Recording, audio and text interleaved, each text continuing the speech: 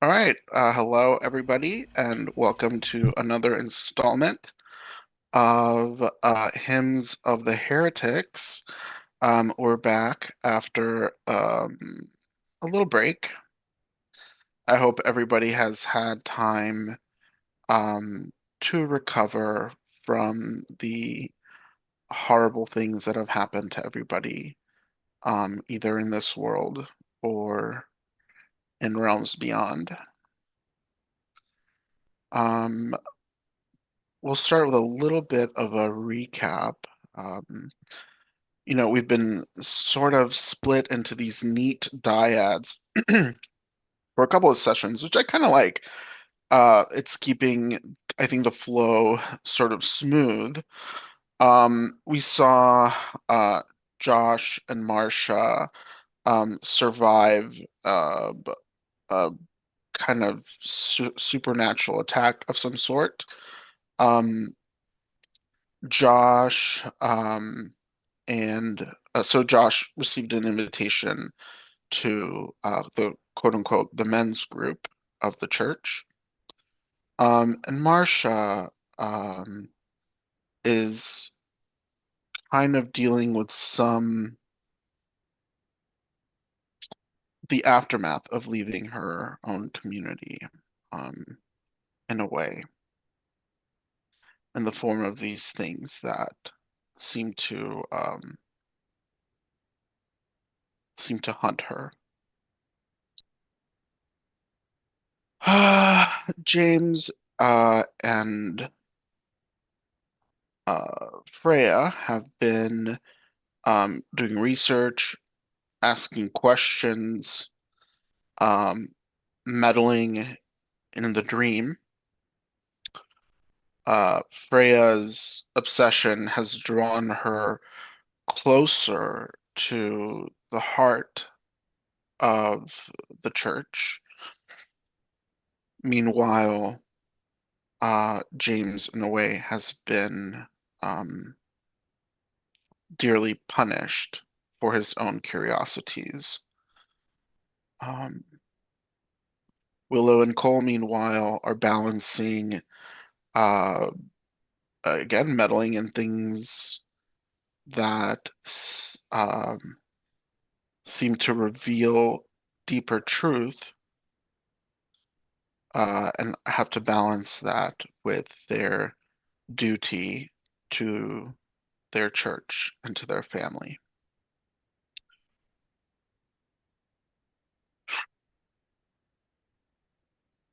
Let's roll for some disadvantages. Yeah. Um, Willow, I knew it. Liar, liar, pants on fire. go ahead and roll for your disadvantage. Okay, I'll take an additional hold. An additional? How many do I have? It should say on your Um, sheet. I'm keeping these separate. I haven't been noting them Oh, on your okay. sheet. You can add them to your sheet, Cole, if you like. We'll do that Cole now. or I'm sorry, Willow? not Cole, Willow. Willow. Yeah, yeah. Willow. Now you see how many are there. What's that now? If They're you checking open how many they're at. if you Oh, open up your sheet, Willow, it's on there how many holds you have under your liar disadvantage. It should show. Ah, oh God, that's a lot. Okay, I've been hoarding them. excellent. Okay. Um, James and so we'll start with James. James, go ahead and roll for your depression Again? disadvantage. Again? Yeah, yeah, because you didn't roll right after It was your. the same day though. I just want to be sure. You're definitely killing me, but I'll do it. I'll do it if you want me to. Um, We started the day drinking, let's so see. I'm okay going deeper. It's fine. Yeah, it's been a really hard day. Oh yeah, it sure has. Oh, Oof. Is it getting better? Oh, it's not getting better. Cool. Yay! Go ahead and reduce stability by two. Yeah. Or Nope. we can say you continue to numb with depression, I'm numb your already depression with as drunk as I'm willing alcohol. to get. Yeah, I don't think that's gonna happen. Okay, if you're not willing to drink more, then go ahead and take 2 stability loss. We are neurotic. Fun times. Not too bad. That sounds familiar for me. Yep. Marsha, go ahead and roll your depression disadvantage. Failure. All right. Um, how are you numbing your depression, do you think? Um. Oh man, she doesn't do any of these things. I know you may just have to take your Uh, a loss of stability, yeah. right? And then let's see, do we have a Zach yet? No. Okay, when Zach comes back, we'll make him roll his stuff. Okay. You're not gonna have me roll? Or no? Well, yours doesn't trigger yet. Oh, Okay. when it'll trigger when you try to wake up. Okay. And guilt triggers whenever everything appears okay. And would you say everything appears okay? Cool. They, um, no. Okay. Willow, you told me about the conversation, right? Even though you were told not to tell me. I told you pieces of Yeah. the conversation. And even what you didn't tell me, I was able to detect on my own that Isaiah felt curious, a hunger for more information, and suspicious, and that would make me feel a little bit worried.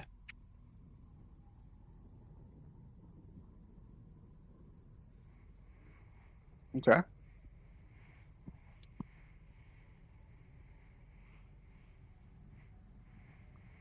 So what's next for the two of you? You've you have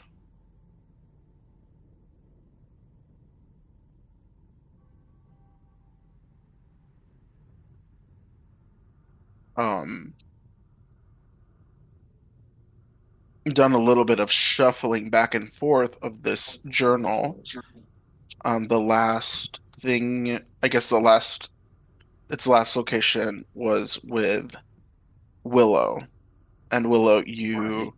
used, you burned some incense to like you keep it under control for a bit. Yeah. Sorry, my cat just jumped onto my laptop. Uh, That's okay.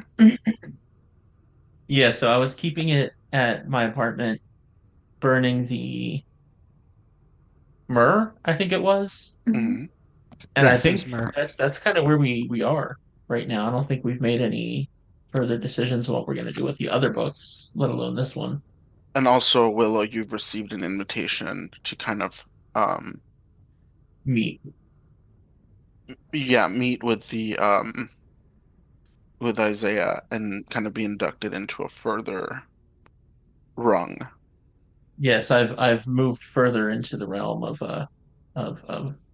conspiracy cultist right? wonderfulness.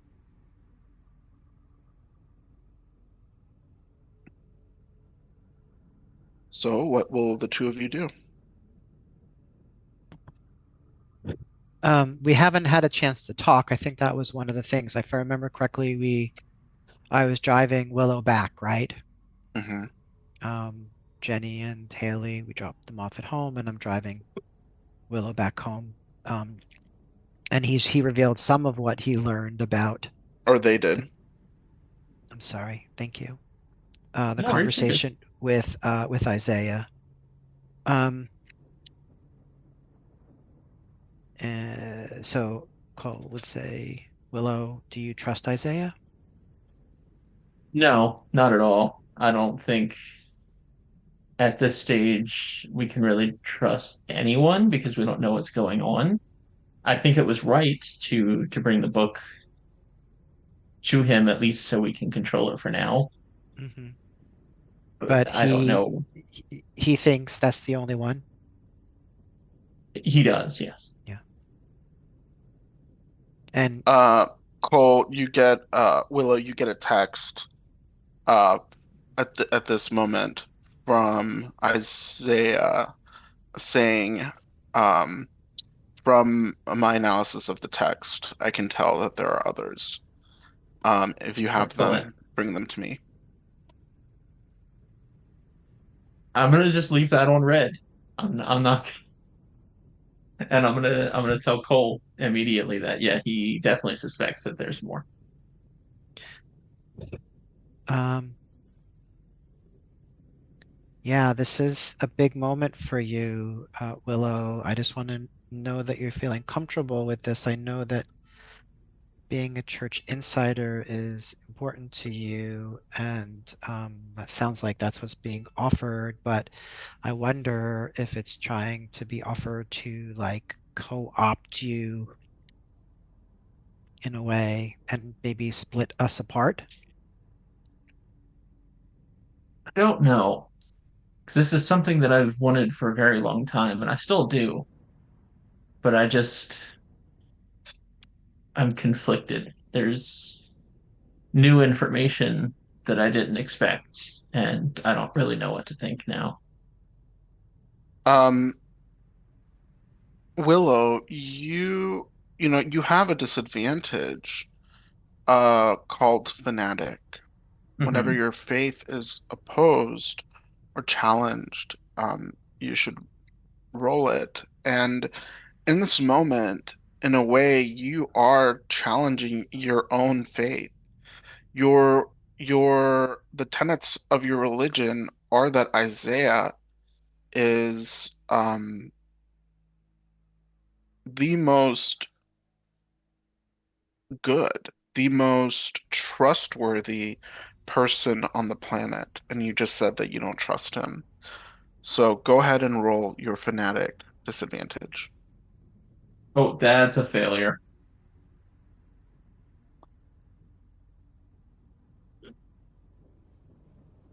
So you can take steps right now to change yourself in some way to adhere to this ideology, or you can reduce your stability. I'm gonna reduce my stability. Okay. Oh, Welcome down you here with me. go. Do I take the 2 or the 1? Cody, unfortunately, is alt. Oh, you should take 2 stability points. Cody is all too familiar with um, living on that edge of stability I mean, loss. I'm doing pretty good right now I comparatively. know, comparatively. I'm just slightly unfocused as opposed to completely and mentally and physically broken. Can't wait.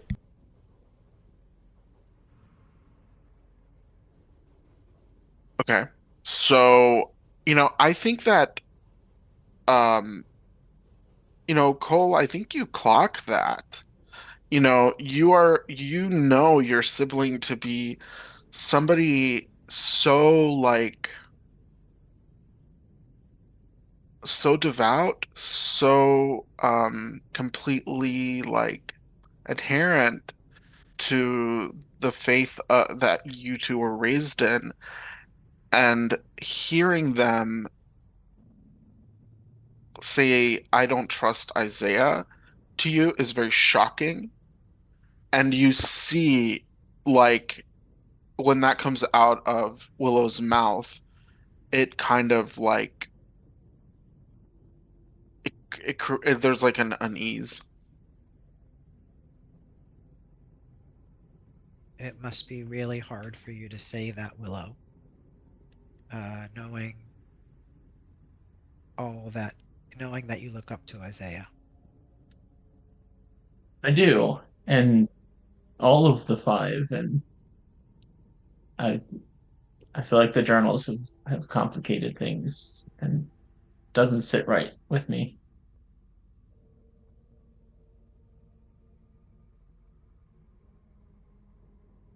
I wish I could, well, part of me wishes I could take it back and not have told you about all this to save No, you from it's this, but I really feel like I needed your help. yeah, this is our family. Like this is whatever it is, it's on us, both of us. So I just have so many questions. Was he right about our grandfather? Called him an apostate?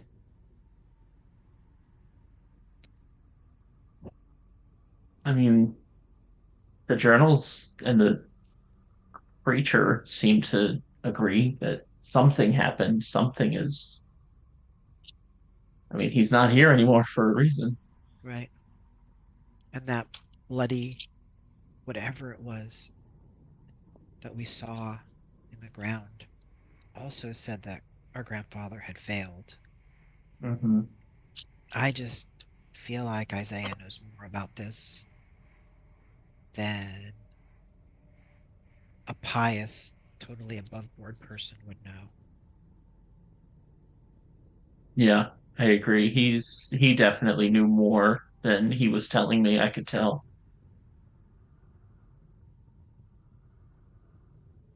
So I just want to say that I don't want to mess things up with Jenny right now. Things were getting bad, and now they're starting to get better, but this whole thing has messed that it could mess that up again. If if somehow it appears like we're actively going against Isaiah's word and the church, I know that's going to be hard on you, but it's also going to be hard on my marriage. For sure. Just keep your head down. I'll do the same. Well, Keep what do we do? Jenny What do and we Haley do? out of this as much as we can. Do we go into like detective mode and try to figure it out for ourselves? Do you agree to Isaiah, like to go into his inner circle and then find out more that way? I don't know. That seems like it's putting you at risk. It is, but I don't know that we're going to get answers otherwise. I think they'll keep shunting us around from, library or some other member of the five. I don't think we'll ever get anywhere if we don't go further. Okay. Okay.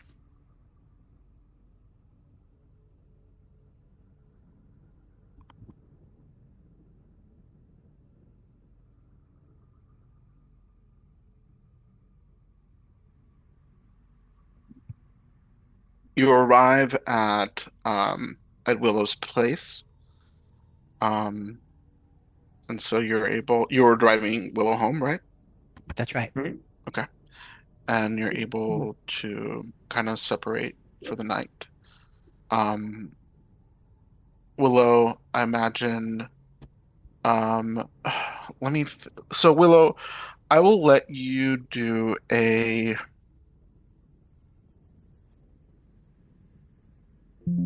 investigate roll. Partial success. You may ask one question. It may come at a cost. What is my gut feeling about what I'm investigating?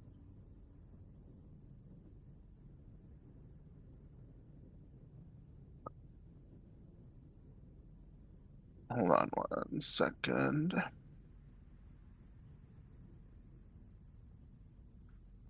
All right, so the price,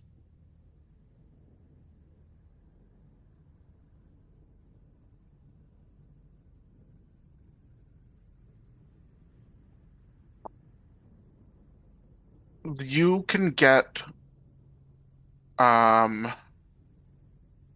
so I'll tie the answer into the cost in a way. So right now you think that if you text Isaiah back and kind of reveal that there's more books, more journals, and you might be able to get your hands on them, you could get a little more information, or more information will pull you.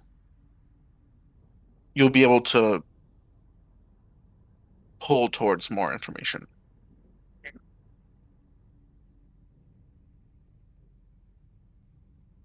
Yeah, I think I would probably to Cole's displeasure idea, I'd let them know that I can probably get like one or two more books, but like I would not promise. I don't. How many books are there? Did we ever say? Um, how many how many do you think there are? I like seven. I was Okay. thinking that same number. Let's go. All right. So So you yeah, have there's one. that's. One of seven I'll is tell in them the I get one or position. two.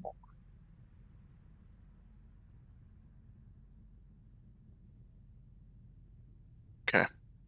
Um, the response from Isaiah is great. We um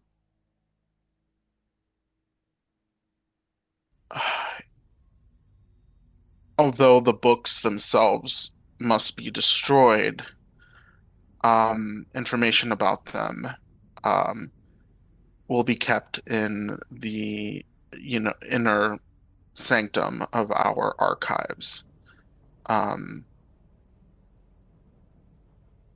to ensure that our most committed brethren um, are forewarned and have the knowledge needed to protect the flock. So you know that if you two decide to play detective, that a wellspring of information is in the church's archives. I would. Can I shoot a text back and be like, very innocently, would that be something that I would have access to now that I'm moving further into the church? The response is curt. We'll talk about it later. I'll just say understood. Leave it at that.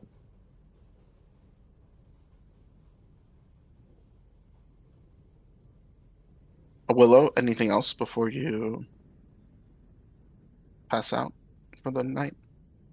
Which is text Cole, let him know what I did and what I suspect the outcome Y'all will are be, and then I'll using go to bed. church phones to do this? Oh shit, that's right. No, I would not do that. Absolutely not. Okay. No, I'm just gonna go to bed. Well, let's say as a professor, you probably have like a work computer. That's true. I would. So yeah, I'd send them an email through the school, very like again nondescript. Like I talked to him about the book, more information to follow or something.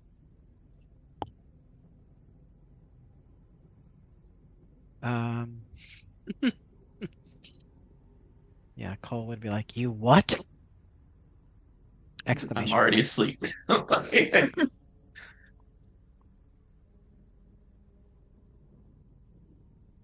Um, Cole, Jenny is exhausted after, working all day, um, caring for the baby. In the evening, she's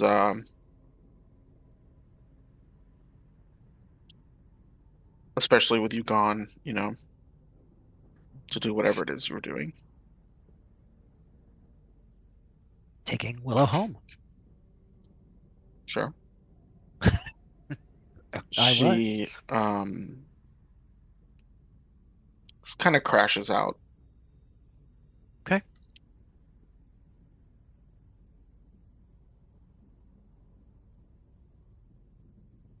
You going to bed? Where? She's going. Oh, in bed. Oh, okay. So she's sleeping. Yeah. I would just sort of sit up for a little bit and think, Okay. trying to make sense of all that's happened. Do you sleep at all?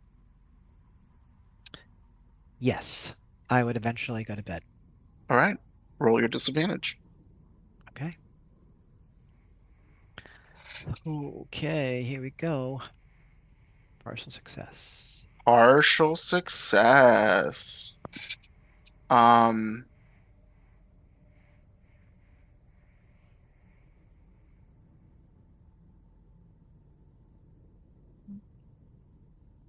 you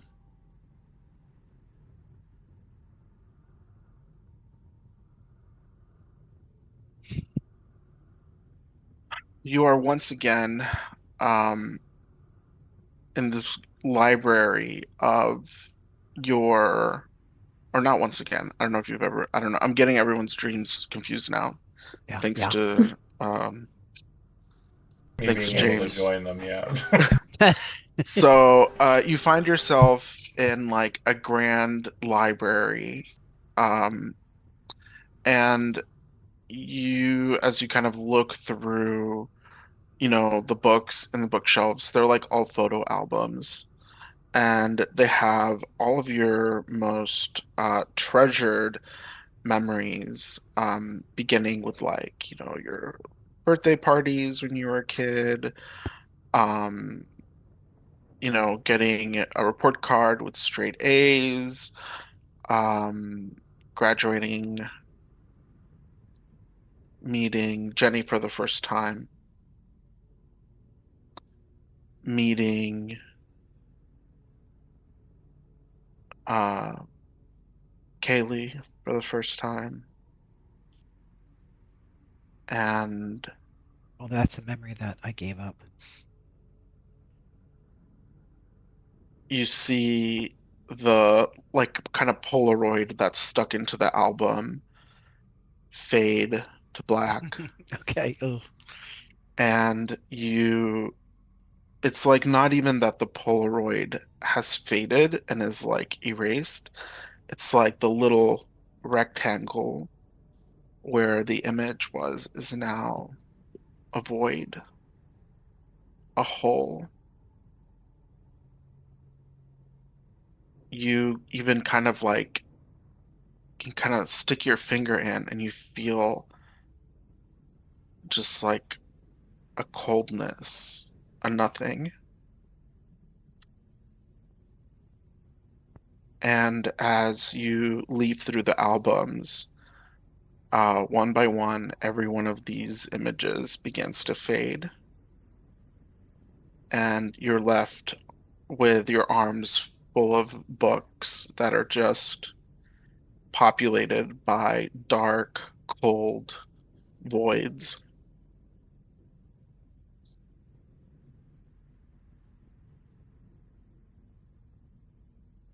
can I close the books?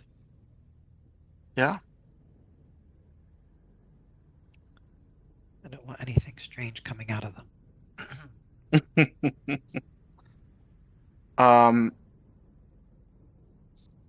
when you wake up,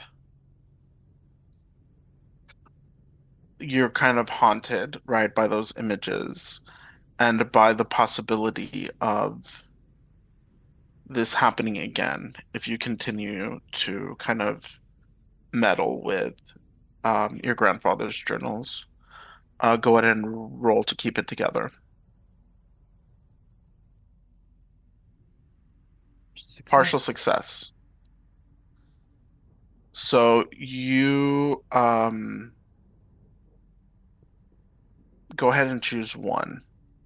Angry. Okay. Take one stability loss. Okay. Oh, stability. Yes. Okay. Unfocused.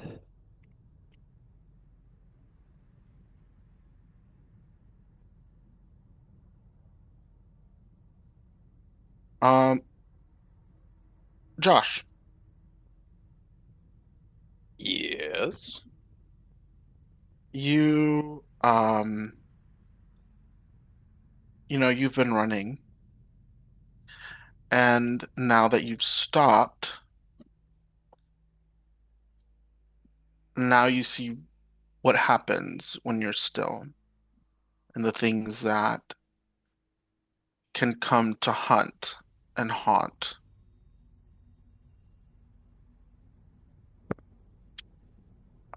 The next time that you go to bed after the latest ordeal, which is just now, um, you'll uh, you'll roll your disadvantage. So I think where we stopped, uh, Josh and Marcia, were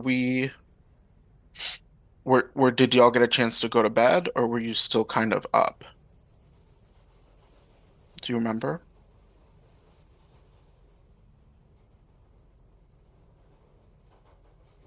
I Oh, think Josh had to go to the hospital, right? no, I Yeah. picked him up, didn't I? You picked me up in the morning afterwards and drove me Oh, back okay. to the house, and we talked again. Monday. Yeah. Yeah. That's right. Okay. So, let's say it's been quiet, but I imagine there was moments of dozing off, right, throughout the day after a sleepless night. Yeah, I got my shoulder dislocated, so I imagine there's like at least a midday hour, 2 hour nap. Like that shit takes a lot out of you. Plus being in a hospital overnight, I can't imagine that sleep was any good if there was any then. So I would Yeah. imagine like a mid-afternoon nap if I don't have a shift. Yeah, let's say you don't. Go ahead and roll your nightmares disadvantage. As a failure. The nightmares Oh, take over completely. I am trapped in the goddamn dream. Fuck.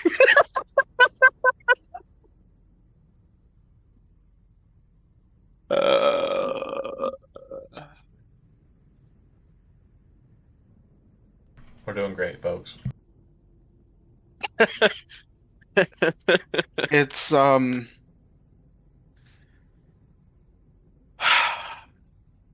it's a an RV park. You're in an RV park. Um, it's nighttime. Your parents, you imagine, are, in the RV, um, cleaning up after dinner. And you set up a little tent outside next to the RV, kind of like you had just recently outside of um, the young house.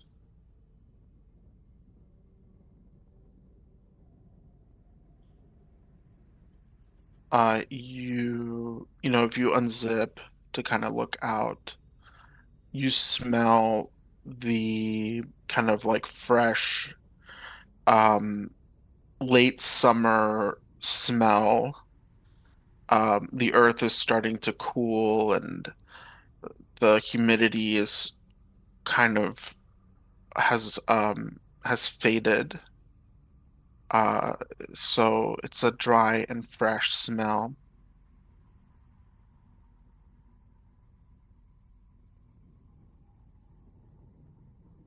You hear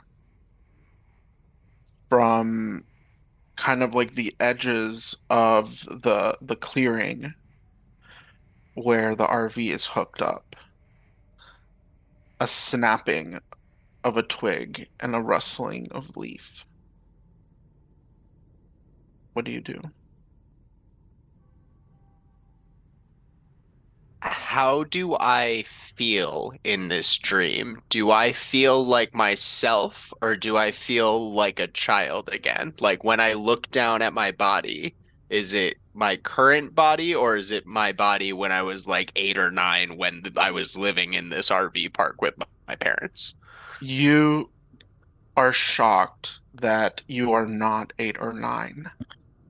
You think, oh, okay, I probably should be 8 or 9. That's when I was last here. Right. But you're you.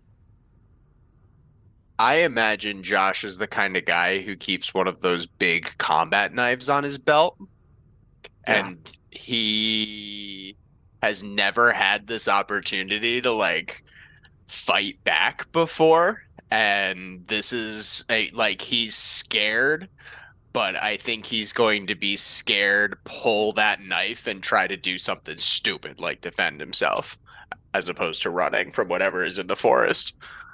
Because now he might be able Yeah. to protect his parents. He's Yeah. scared, but like he's gonna save his family like a dum dum. He's brave. All right. So you leave the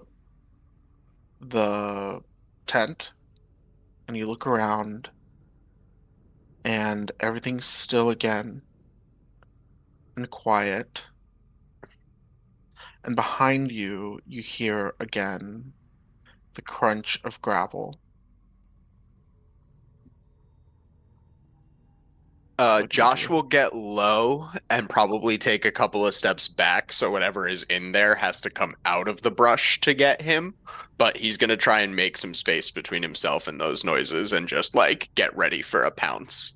It might be like a big cat or something. Do you turn to face the sound? Oh yeah, 100%. Okay. As you turn to look, there is a tall figure, kind of walking out from the kind of deep, dark shade of the trees of the wood. It has long black hair down to its thighs. Um, it is shaped like a very tall adult man, but all of its skin seems to have been pulled away, revealing kind of, damp, sticky kind of muscularity and sinew, and in some places exposed bone.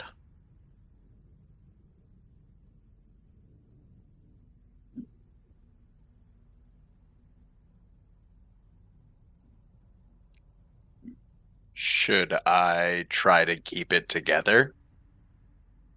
Yeah, if it frightens you that much, do it. I imagine in this nightmare state, even if he's trying to be brave, he keeps it together. Yeah. Um, then I'm gonna see if I can attack this thing. Okay. Roll to Engage in combat. engage. Yeah, engage in combat. Partial success.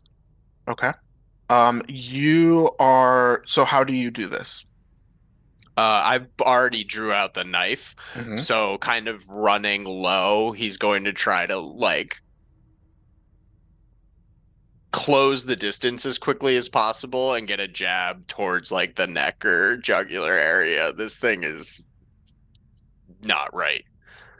Yeah. Fuck this Um, thing. you're able to make a gash in its chest as it like kind of moves to dodge your attack. Um, you haven't, you know, kind of put it out of commission. Yeah. As you move towards it, um, its kind of bloody bare arm swings and kind of like bludgeons you. Roll to avoid harm. Failure. You are okay. Go ahead and roll to endure injury. Take one harm. Partial success. Okay. It just knocks you prone. You feel like meat and bone strike the side of your head, and you're sort of like thrown to the side. You manage to keep your grip on your knife, but the thing did, it got its lick in.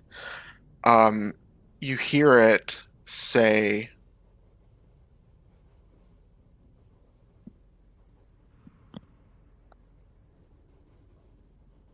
You have sought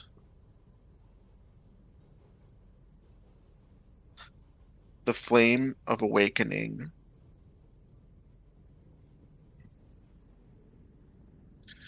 Your search ends tonight.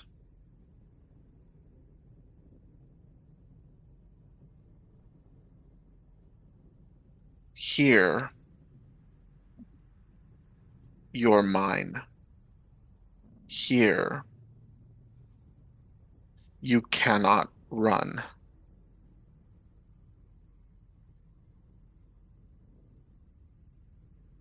Guessing I can't fight neither. He says, still prone.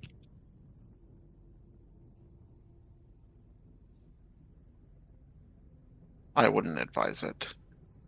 It descends on you, and tries to kind of pin you to the ground.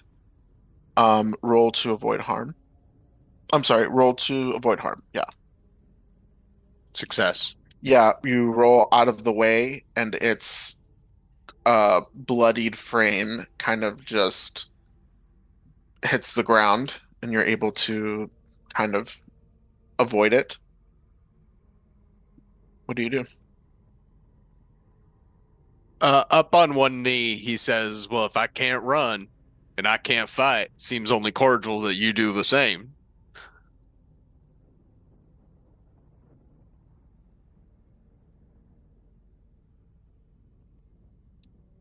And he's just like frozen, like half ducked down, ready to dodge another pounce again if this fucker pounces again. But he's like, you told me I can't run and I can't fight.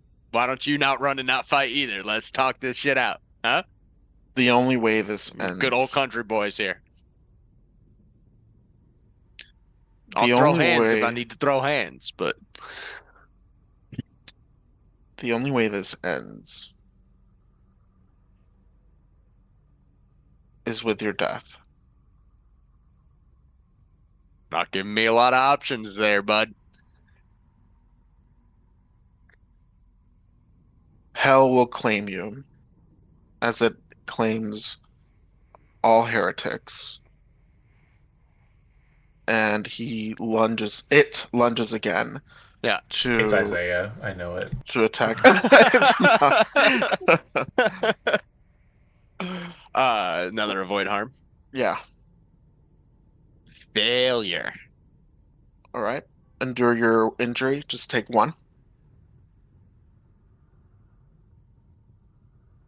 Failure. You feel its bludgeoning arm strike against your chest, and you're pretty sure it's cracked a rib.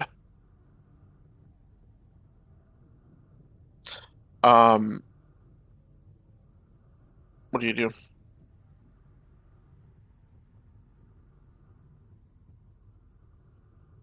With a cracked rib and a like just partially relocated shoulder, I don't think I can do any damage with this knife anymore. Can I try to are the keys in the RV? Can I look real quick? Yeah. Don't forget you have advantages. Yeah, the eye for an eye wouldn't have affected any of those rolls. I mean, so eye for an eye, you yeah, have can I received roll survival instinct to ignore the yeah. critical injury? Yeah, do it. Partial success. There you go. Cool. So that cracked rib does not affect anything. Right.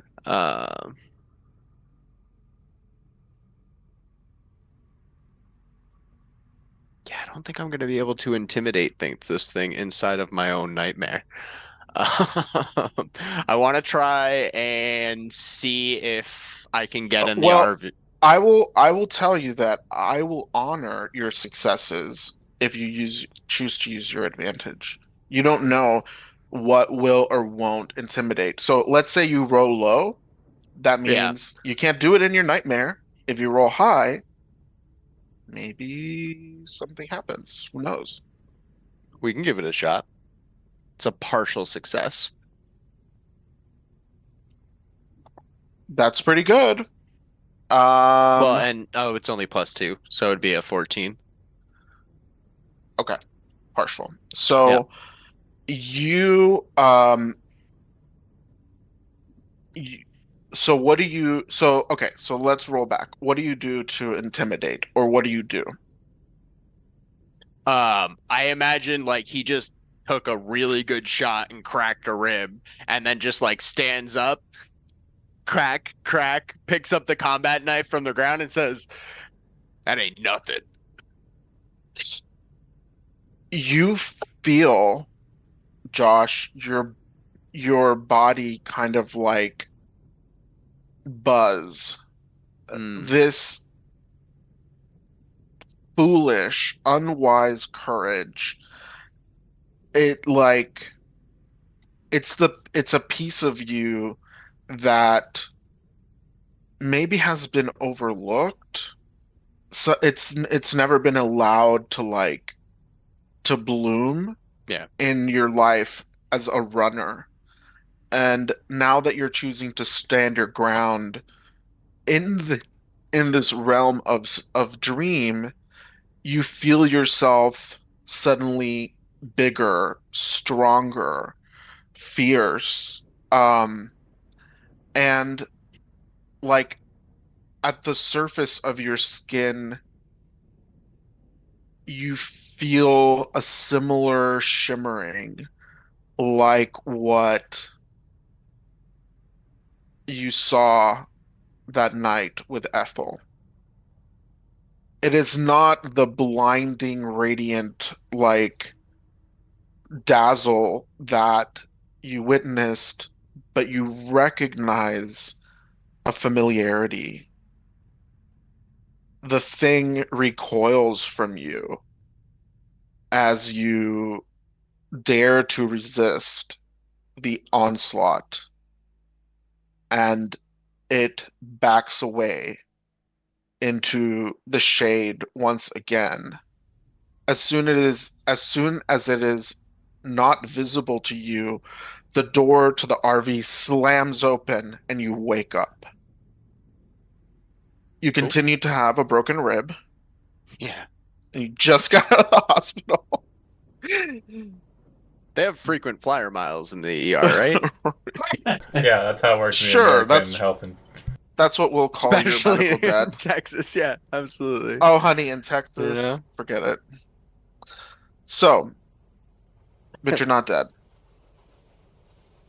I'm not dead.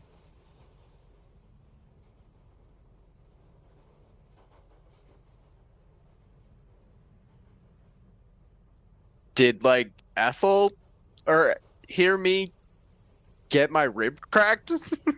Like scream in my sleep. Um, Is anyone around or did I just are like wake y'all up on the are couch y'all alone?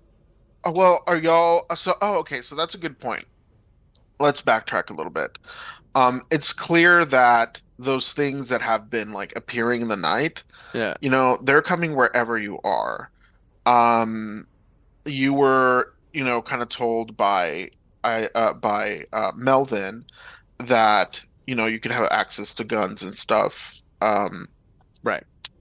I think it would make sense if y'all would continue to spend the nights at the Young house. Yeah. Do you, so I would imagine you were probably in a bedroom, in your own bedroom, in like a guest bedroom, in this kind of Mhm. like McMansion sort of home. And that, I actually imagine he kept his tent set up okay, outside, but he's like sleeping on a little like half couch that's in Ethel's bedroom. got it. And just Yeah, like, I need an so afternoon nap inside where I can close the blinds because my fucking shoulder hurts. And he wakes up with a fucking cracked rib. And it's the day we're having. I think also, you did a lot of enduring and gritting of teeth. Yeah. So I would say that like as things were kind of happening in your nightmare and your body was like being bludgeoned, you did not react to it in the waking world. Hmm. And it is not until you wake up that the pain kind of like floods your nervous system. And, you wake up Ethel, who was also snoozing. Right. Um,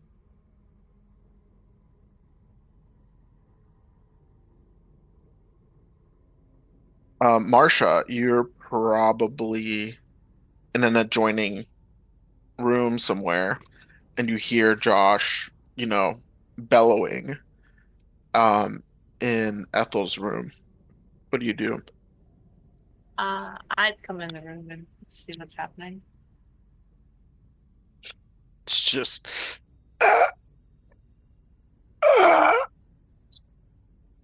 Fuck!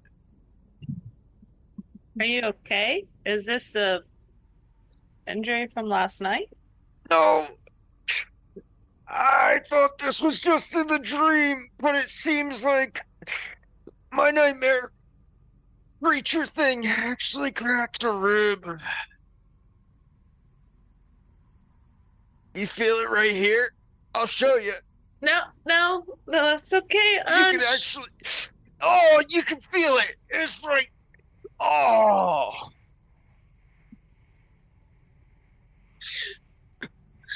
Should I get Melvin? Should I get Pastor Probably my Young? keys. I think we're going back. What was that fucking nurse's name? Oh, I hope she's on again tonight. God. I'm gonna go get Pastor Young and tell him that I need Yeah, help. I might need help walking too. Holy, it's like kind of poking a little bit. Don't touch it. I Just can't. quit I touching think it. I need to hold it. Oh, it hurts more when I let go.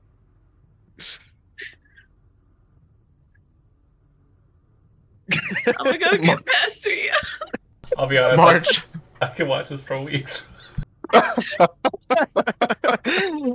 Marcia, you're able to snag Pastor Young.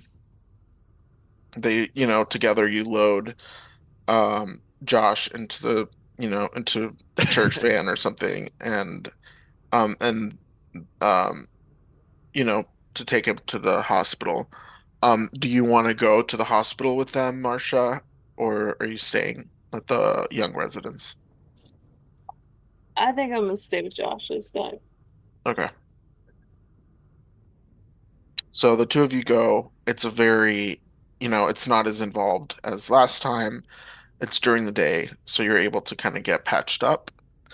And you get questions, Josh, of like, have you been fighting? Is everything Really okay? heavy sleeper. There's some questions like, um, are you hearing things that other people can't hear? Are you seeing things that other people can't see? How would I know? Other people will tell you, hey, I don't hear that, or I don't see that. I don't think so. Okay. And you two are sent on your way back home.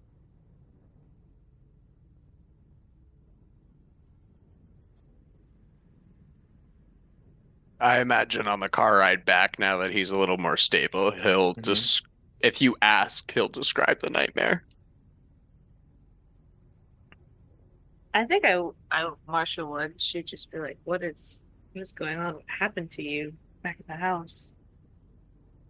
Describes as best he can what he experienced. So we're not safe, awake, or asleep. Certainly seems that way, but I don't know if that's new information.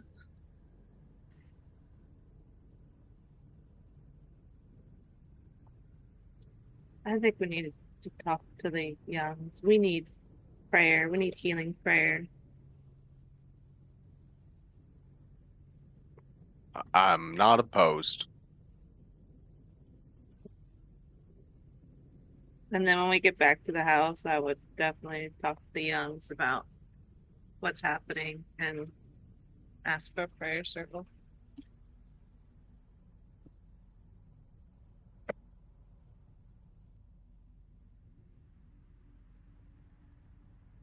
Tonight, or this afternoon, um, the prayer circle is accompanied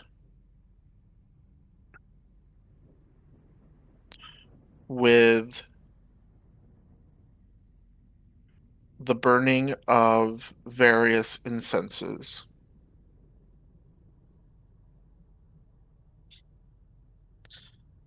And the prayers this time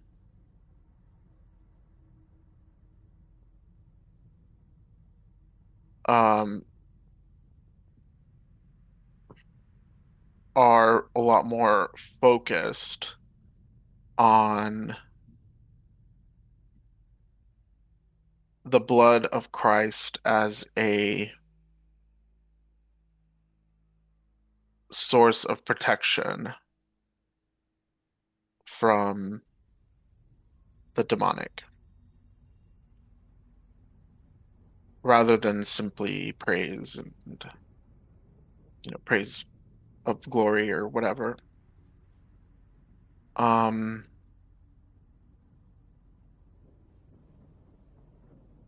you haven't ever really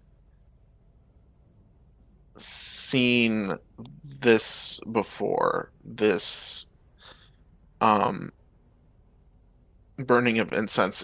Melvin Young, the pastor, looks very like kind of unfamiliar with it. Like you both kind of clock that, while Nayeli looks very comfortable with it and kind of expertly lights a coal and scoops like from like a little silver pot, scoops a mound of incense onto the burning coal, and it lets out this, cloud of scent and smoke.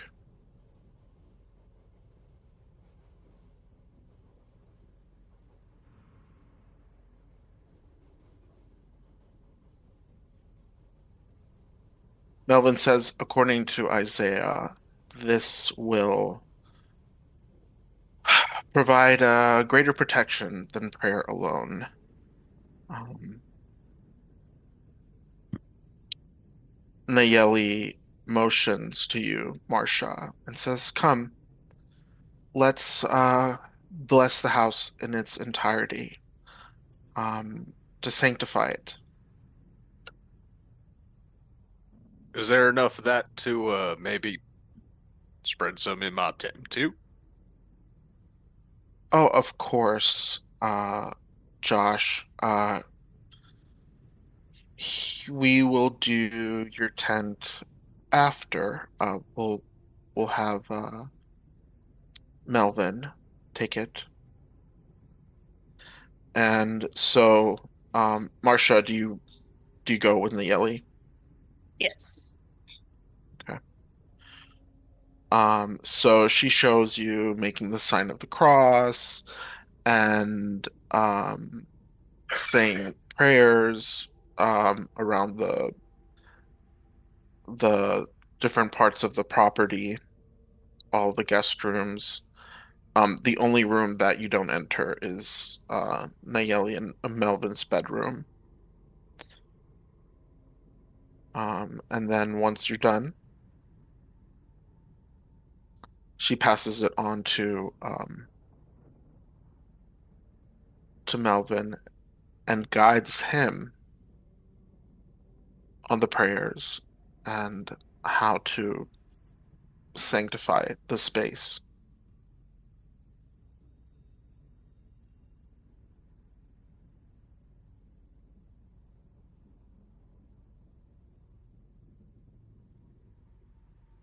Melvin takes Josh out and they sanctify the tent.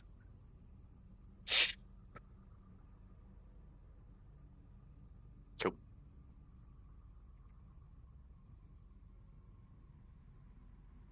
Marsha, I did want to give you an. I don't know if we did this. I think I may have forgotten.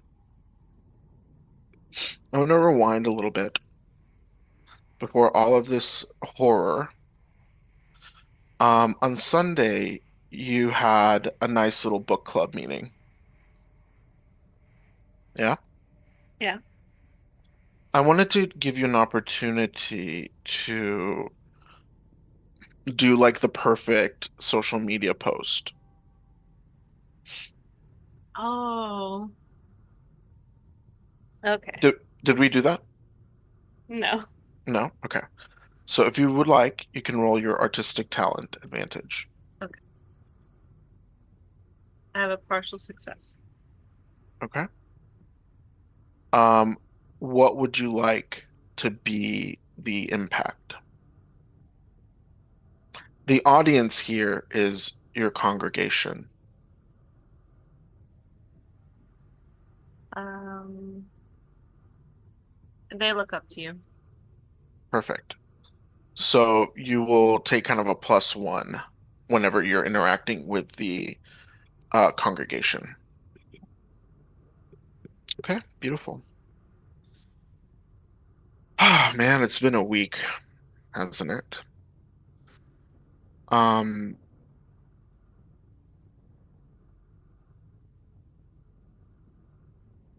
let's check in on the aftermath of James' um, encounter. When we last left James, he was sort of almost like catatonic. Um, moments pass, minutes, an hour. What does he do next? Yeah, once they're clear, I'll check in with the pub lady. Um, is insurance going to cover everything? Yeah, it looks like insurance will cover the vandalism. Um, I'm dearly sorry that this happened. They broke into your office, took your belonging. I know this was your your dad's, your grandpa's. Yep. Well, we'll be closed for a couple of days while they fix everything up, and so you won't be able to come down for dinner for a while. I'm going to go ahead and keep on paying you for the space, okay? Oh, yeah, of course. Are you? I didn't think you would want to move out of the space. Yeah, I just want to make sure you know that, even if it takes a few months or whatever, some tenants might ask to get a reprieve on rent or what have you if they're not able to use the space. I'm just telling you, I'm going to go ahead and pay it. Oh, your office, I think, is open. You can go in there. Is it now? Yeah. Okay. Most of the damage really was down here in the bar. It looks like the She office. she's still talking, like as he just kind of like almost like blankly turns away from her and starts walking back to his car. Okay. You're not going up into your office. Oh, she's like talking to him afterwards. Like he understands now. He can go and see what Hmm. what happened in there. So he Oh, okay, okay, okay. reaches into his car, grabs the bottle that he took out of the office in the morning with him, and also grabs this pack of cigarettes that he had with him as well. Pulls out a cigarette, lights it, and then like just takes a quick swig of the alcohol, not like to get drunk, just for the taste, as we all do. And he walks up the stairs into the office and starts just kind of idly, almost listlessly looking around to see what happened here, what they did. It's kind of like, like in a movie, the scene where like uh the mob came in and like roughed up the place or whatever, like things are knocked over, your mattress. Oh, wait, this is not your Yeah, apartment. I This don't is live here. your Yeah, okay. There's no mattress in here. Chairs flipped over, desk is on its side. Your computer monitor is smashed in. Your trash bin is upturned, and like your little like balled up wads of paper or whatever like thrown all around. Um, and it's clear like nothing else was really taken, um, other than your typewriter.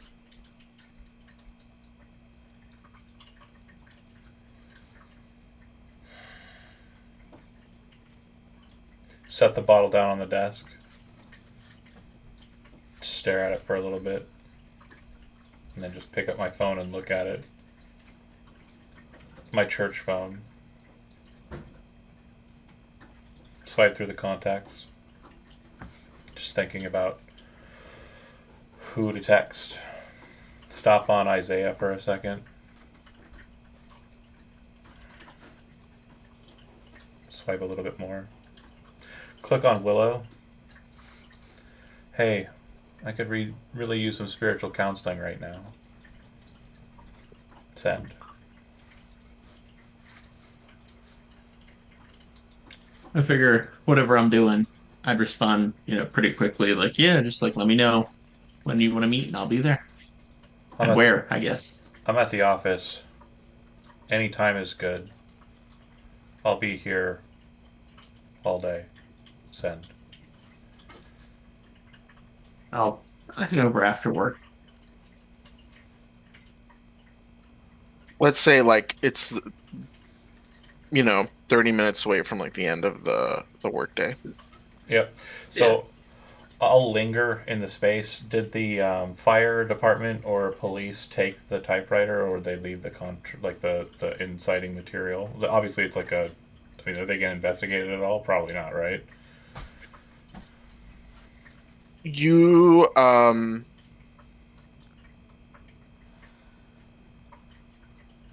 I'm trying to decide how competent and or how corrupt. Um, Your call. it was collected. Yep. That's a very important beat that I need to know. Yeah. Because that explains a lot about who I can go to for help. Okay, I'll just wait. I think he's just going to sit there and wait. And he'll test some things. Like he'll turn on the computer to see how broken the monitor is. Like just to see if Yeah. even if he could see the screen like populate or anything. Like even if it's broken, like if he could see or like there's like a broken segment of it, he'll still try to fuck around with it. And Yeah, it's giving like that spider web kind of like whoosh. like they just took a Louisville quick to it. Mhm. So yeah, he kind of just checks to see if they were able to access his computer, and he checks to see if that's the case or not. Yeah, you're able to access your No, computer. if they were, does it seem Oh, like they anybody? were. Um, They're probably not tech savvy. Probably not. You don't get. I mean, I guess it would be hard to tell, but you know that the church is kind of like they're not that tech savvy, Got especially it. not the type of people that showed up to do this, right? For sure. Okay. So then, yeah, he'll shut it off, and he'll take the computer like tower, put it on the table, grab up anything that's like left over that he thinks is important that's in the space, um, and just kind of put it all on the desk. Spend most of the day just smoking and drinking, but not drinking to the point of drunkenness. Like it's very casual, like maybe a shot or a sip every 2 hours before Willow, if Willow shows up, shows up.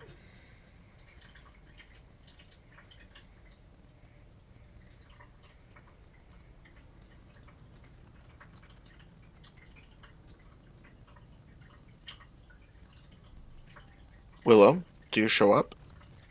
Yeah, Or absolutely. were you So I lying figured about showing up? no, because I still need to bring him in, and now that I'm uh moving inward more, I'm definitely gonna keep to that obligation. See, I definitely show up. I don't know, probably about 6 o'clock after work and all that. And first reaction is just like, what the hell happened here, man? Sitting at the desk, kind of peeking out from the clutter that he's put onto the desk, he looks at Willow. You didn't have a hand in this then? No. What am I supposed to have had a hand in here? Tell him I'm done fucking around. Okay. You don't know what's going on here. I don't know what's going on here. This is news to me. I walked into your dream. It was a trespass, and I'm sorry. I tried to Yeah, we I tried to prove it to someone else, someone important to me. And when I did it, I don't know if I harmed them more than I helped the situation. I was able to prove that I can do what I can do. That someone was lying in wait for me in that place. Isaiah was in my dream. you saw him? Yes. And wouldn't you know it, the next day, he firebombs the bar underneath my office, ramshackles my place, and the very thing he used to firebomb the place down below was my dad's typewriter. Oh God. And you're sure it was him? Yes. You were sure it was me in the dream, were you not? Yeah, absolutely. No mistaking that. What happened to you and me happened for real. And when I went to go see who I went to see in the dream to prove that I could do it to them, after I left that dream, he was there. In the void, in the dark, waiting. And he saw me. Why would this happen the next day, if not for that? And also, why would my father's typewriter be the impetus of this torture and this pain, if not to send a message? He killed my father.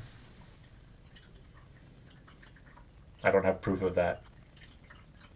I just feel it in my stomach. And he wants me to shut up, or he'll do the same to me. He wants me to stop walking. He wants me to stop thinking. He wants me to stop doing the job he gave me. I think we need to take a breath for a second. I believe you that you saw him in the dream, whatever that is. I don't really understand. But I mean, the church wouldn't do this. They've been doing This it is for too far. years, Hold Willow. on. Let's take one beat. Willow, you are being told that the church of your faith basically committed a horrible act of terror and a murder. Go ahead and roll your fanatic disadvantage. Also, you're being told that the main preacher man uh, can do some crazy supernatural shit. That too. I feel like I'm not as surprised about Well, By that. that piece. sure. James feels like you should be surprised by that, so I kind of want to know how that plays out. Like if there's Okay. Right. more focus on the Also, it's side. a partial success. Yeah, so Willow, you keep it together as, you're hearing like this barrage of like accusation and you don't freak the fuck out. Okay, carry on. Yeah. Okay. So like yeah, like I believe that you saw him in the dream. Like that. I don't understand that world at all. So if I know that it happened to me, so I'm sure that that did happen. But the church wouldn't. They've This been is they've been harassing my far too family for far. years, and you of all people should know that. My But I mean, the dad's newspaper has enemies. my dad's been writing in this paper for generations, and you know he wrote stories about the church. You know that. Oh, absolutely. So you don't think they have it in them to do this, even though you see the results of their efforts. I can't believe that they would. I think I would believe first and foremost that was a random act of violence or somebody's mad about something in the paper, then I would believe the church. That's too far fetched.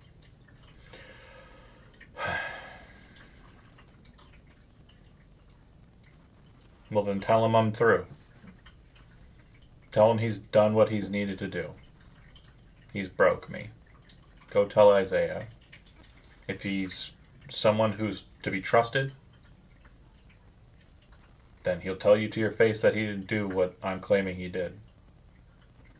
And if he tells you he didn't do it, then I'm not broken. But if you go to him and you speak to him and he tells you he did do that thing, or he tries to lie and you can see through it, then you'll know I'm right. And I'll remain broken. And he'll have won. Either way, he wins. He's been harassing my family for years, Willow.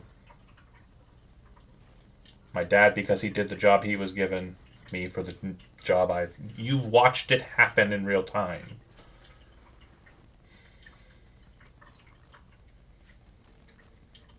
You see the fruits of his efforts. I will pass your message on to him, Great. and I will do what I can to see this fairly, to see this the way that you see this. But I don't believe that the church could do this. Yeah, so I find it strange that I told you he was able to see me. He was able to look directly at me in the dream, to find me in it. I find it strange that you don't think that that's as surprising as it should be. I mean, you were surprised when I proved it, that I could do it. I mean, I guess it's not unlikely that more than one person can do it. I don't think I'm special or anything, but why him? I think there are levels of this religion that you and I don't understand and may never understand. And what he was doing there, if it was nefarious, if it wasn't, it's not for me to know. There, things have happened in my life since you walked into my dream that have made me more understanding. I don't know if that's the right word. Understanding of what's out there, what's possible. Were you given kindness when these secrets were revealed to you?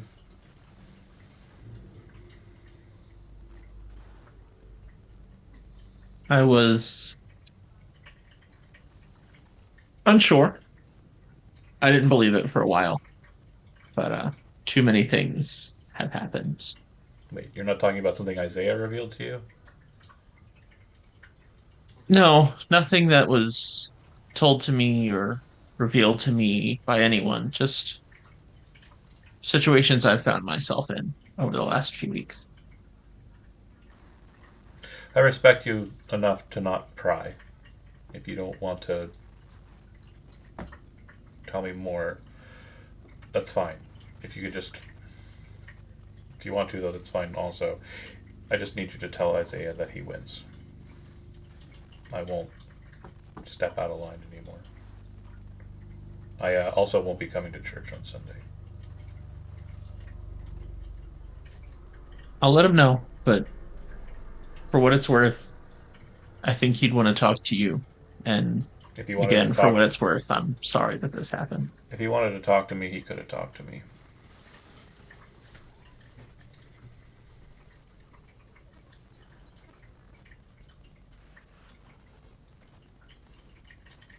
See you I around. think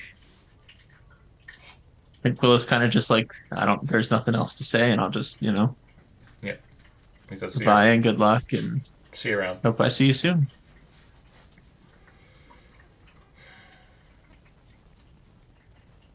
After And I would Willow call / text Isaiah immediately.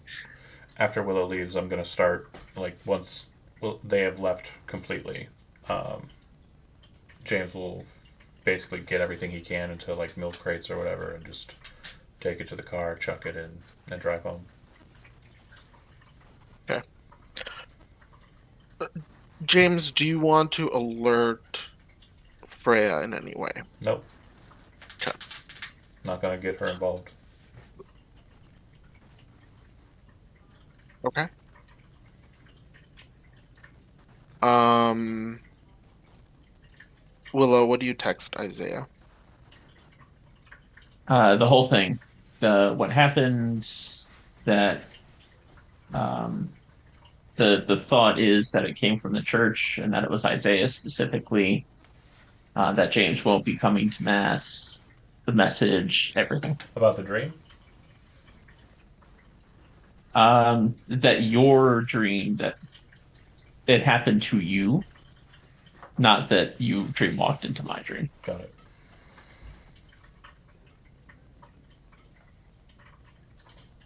You're okay.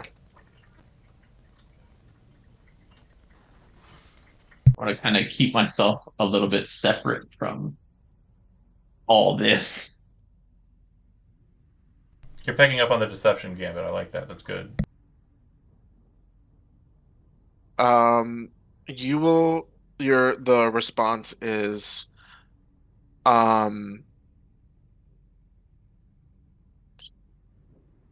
we will talk in person.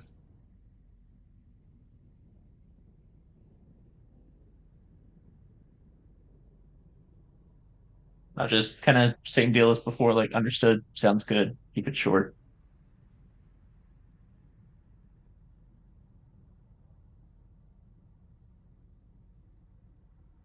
Freya,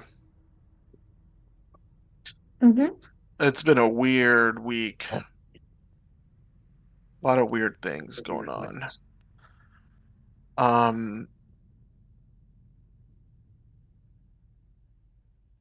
You have found out a lot about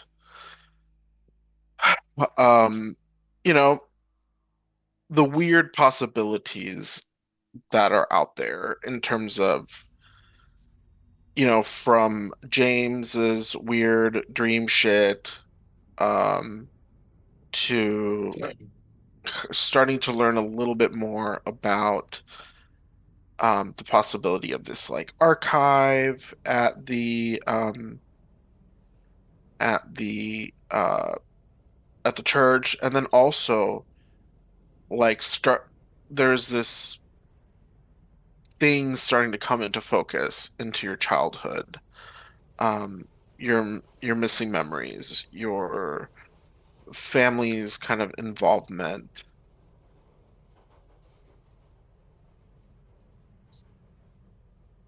what are you what are you doing now? So right now, she would be trying to focus on schoolwork because the last couple of days she's really been neglecting it. Okay.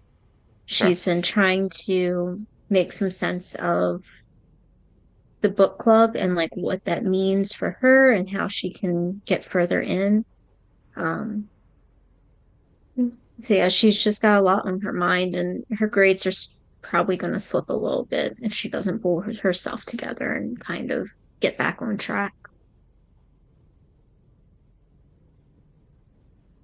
Make an act under pressure roll. We'll see how your grades are. Let's see. Act under pressure. Nice. Success. Great. You managed to like stem the flow, and you don't drop below a B plus on anything. Good work. Meanwhile, um, you are kind of trying to deepen your your bond with the church, in order to gain access to kind of more information. You see yourself uh,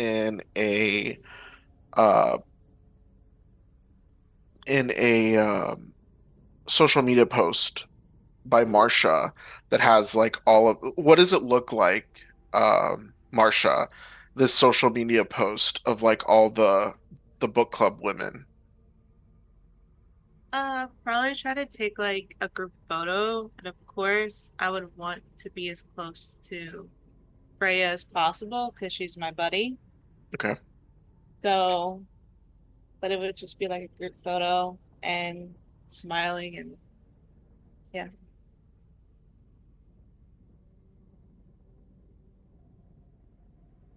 And it would say like first first book club.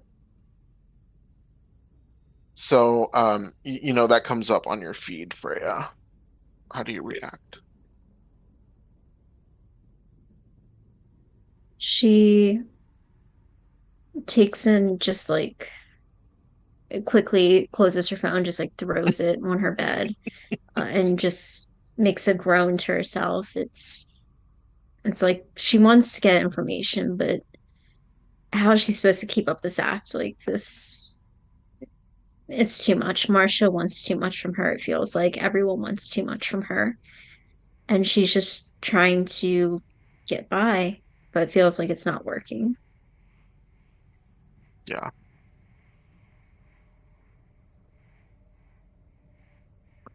Yeah, it's not easy.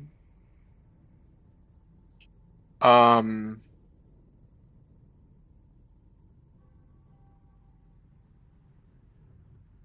okay. Before we move on to kind of the next beats, is it okay with everybody if we take a little break? Definitely. Alrighty. We'll be back in 5.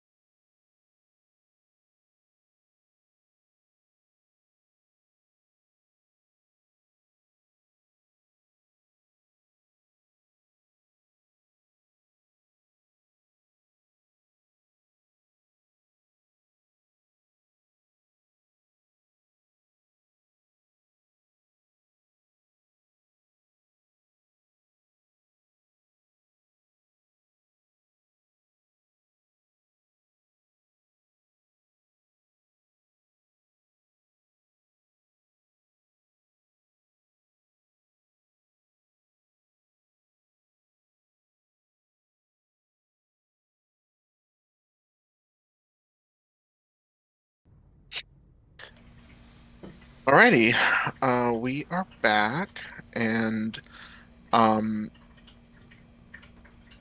there are a couple of things that I want us to kind of work out before, it like I've this was like not really intentional, but it really feels like Sunday and church have become like the rhythm of our story, right? And like every Sunday things sort of like click forward. So I would like to have our kind of one-on-one with Marsha. No, Marsha's induction into the women's group. Our one-on-one with Willow and Isaiah. And the induction of um, I regret making this so gendered because now everybody's spread out, but maybe that's interesting in some way. Okay. So, so that's three things that I think should happen before Sunday, before church. Is there anything else that anybody else wants to explore or iron out before we move into like these sort of individual meetings? Um,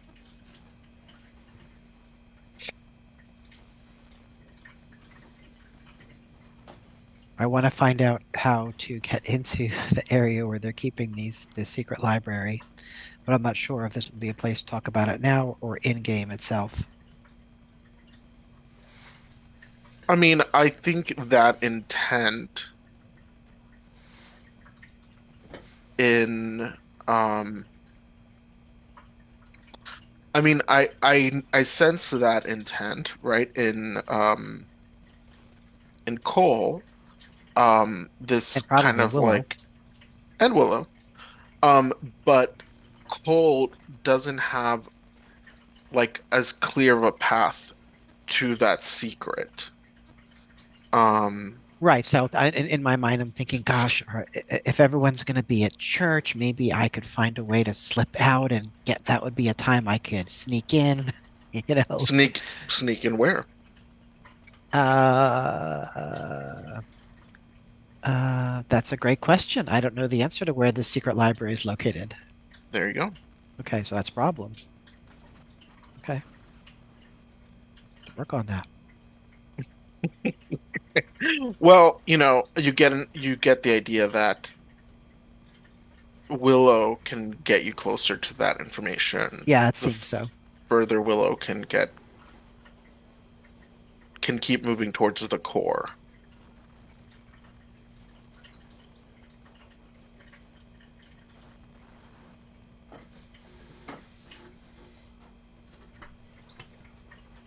I was gonna say James just plays with the dreams base. I'm not going to try and dream in other people's dreams.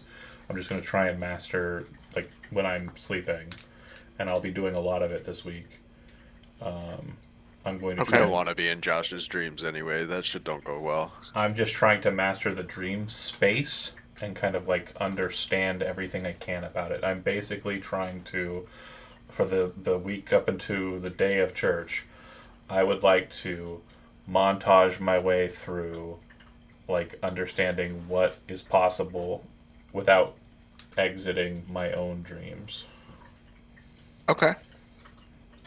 Yeah, I mean, we have a montage of of James like constructing and uh deconstructing and shaping like this dream um realm.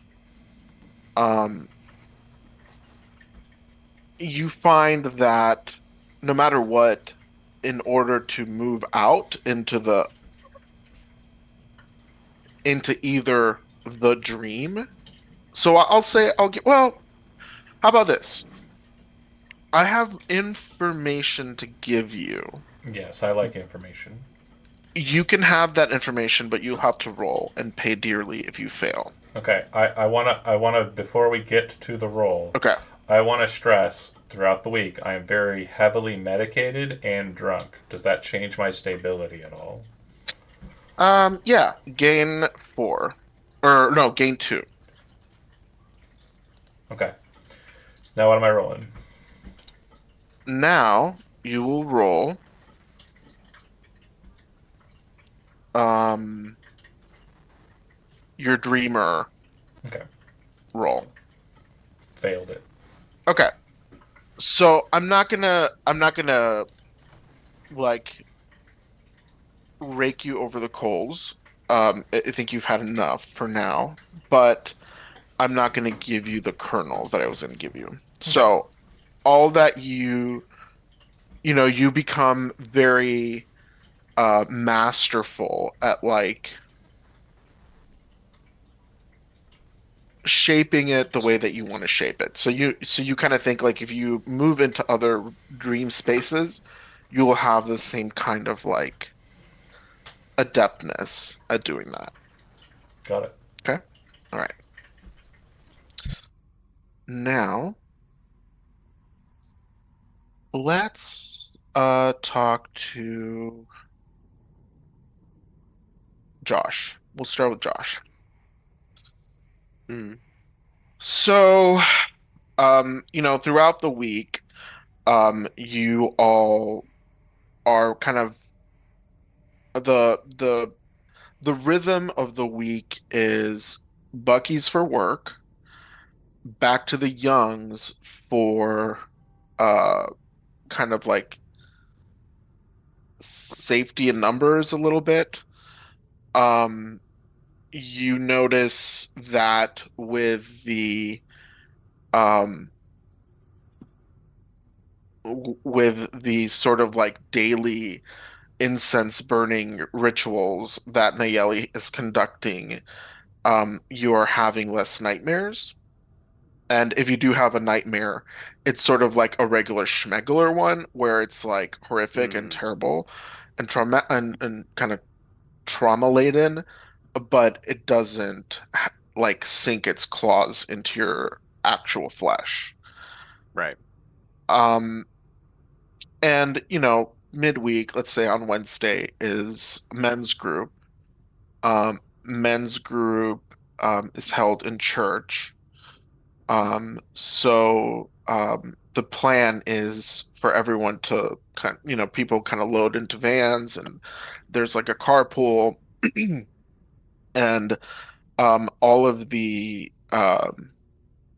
men of the council are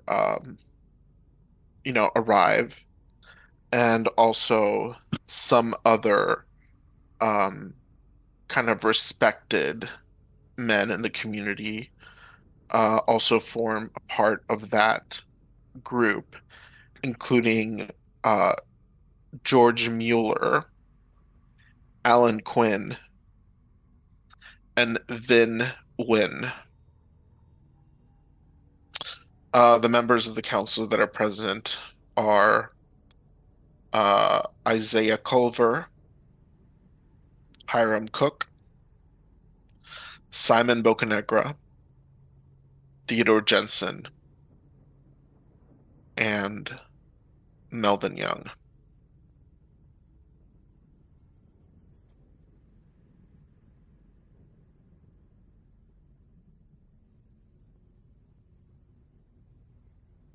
The start of it is, I don't know if y'all have ever been a part of like, I don't know, I feel like this is sort of maybe triggering for me and Robin, but it's like part of like therapy groups or like support groups where everyone's like in a circle, or like you've seen it in movies, everyone's in a circle and it's like, hi, my name is Bill and I'm an alcoholic kind of thing. It's like Hi, Bill. yeah, exactly. Um there's like in the church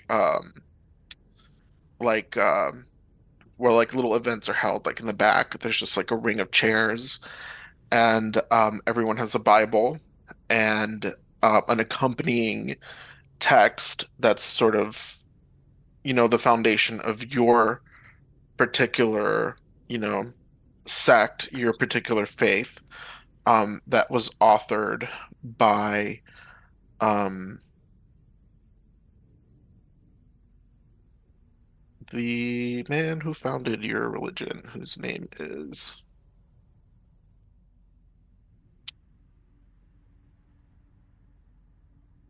Joseph Michael Henry. A lot of name dropping today. 3 first names. I never trust a person with 3 first names. Like almost always serial killers.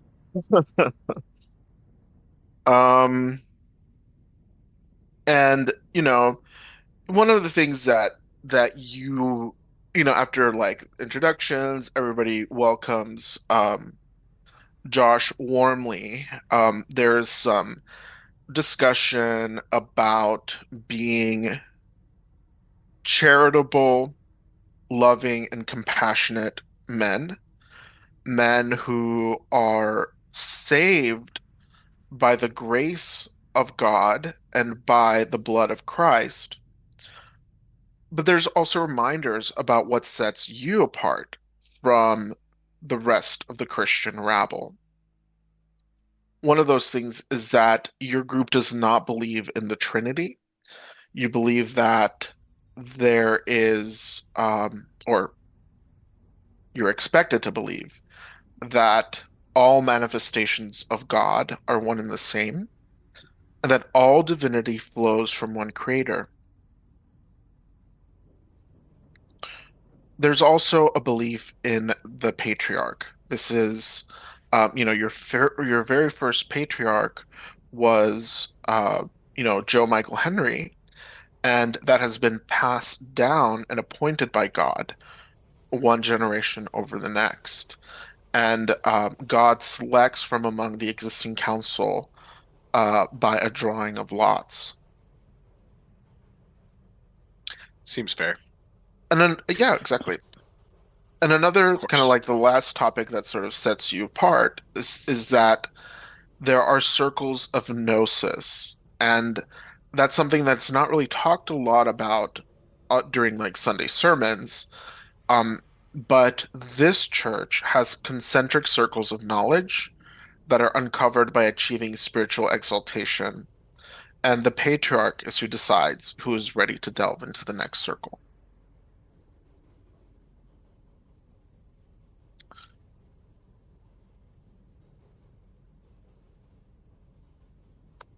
Okay.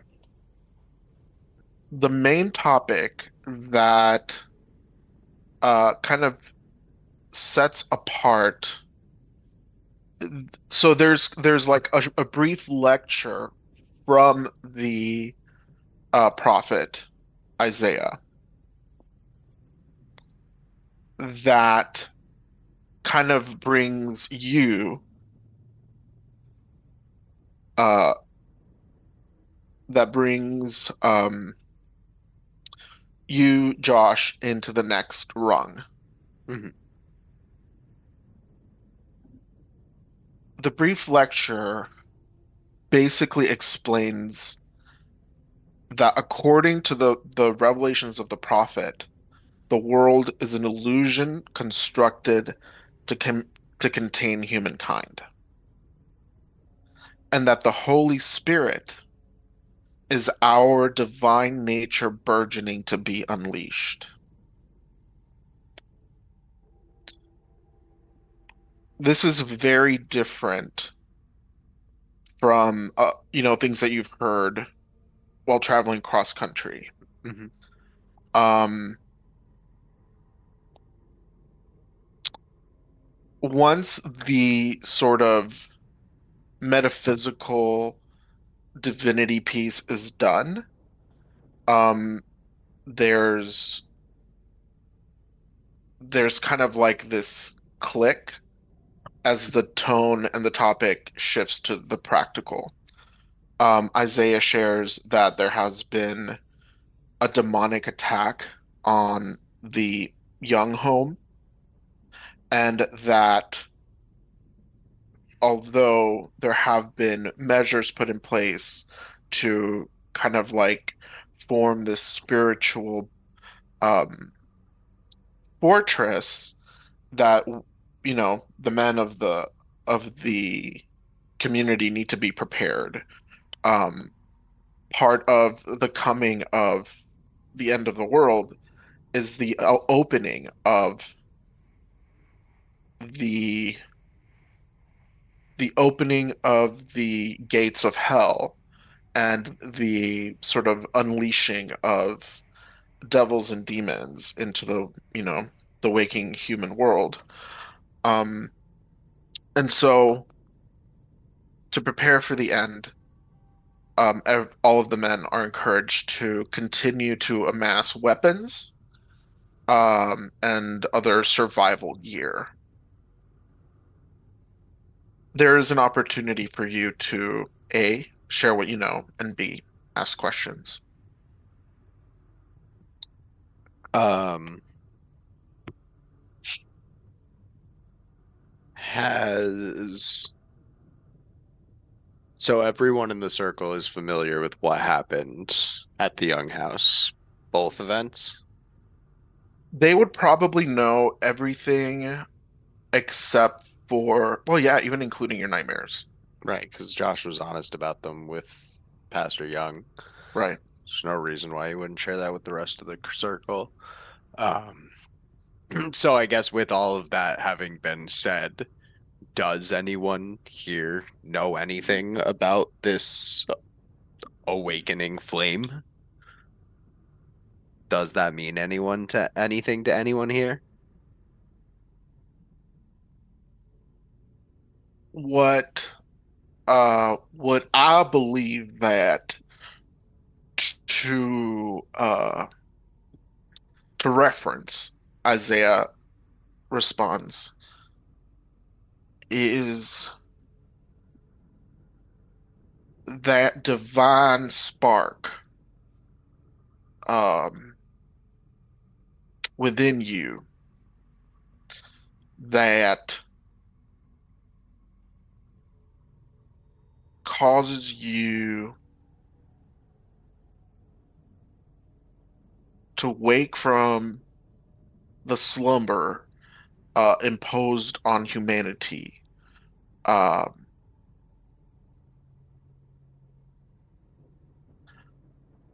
there, there is something different about you, Joshua. Not everyone in the congregation has lived through what you've lived through. It's true. Some among the congregation have had revelatory experiences. Your um, Miss Ethel among them. But it appears that you and Marcia particularly are being targeted. You two are new to the congregation, and you have come at a time of great upheaval in the eternal and ongoing war between um, God and his fallen angels. So it is of my opinion that it is your own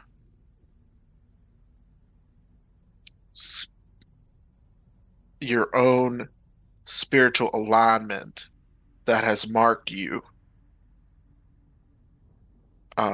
and that is why you have been haunted in your dreams in this time.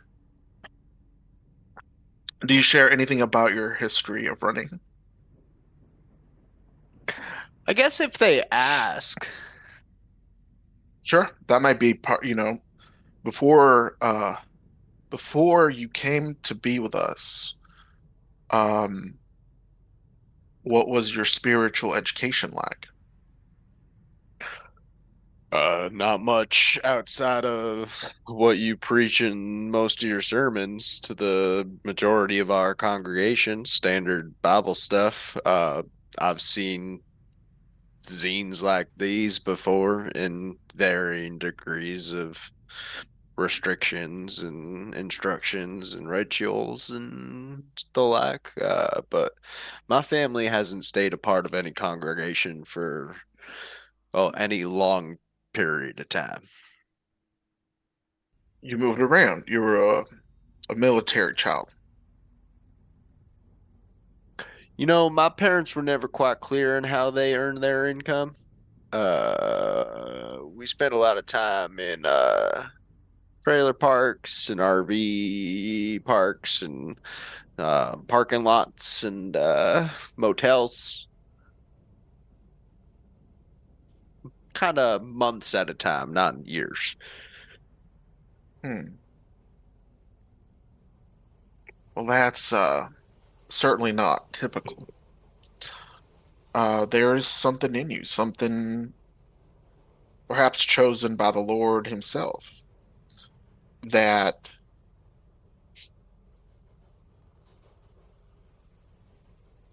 that is both a gift and burden. Blessed be the damned, no? Indeed.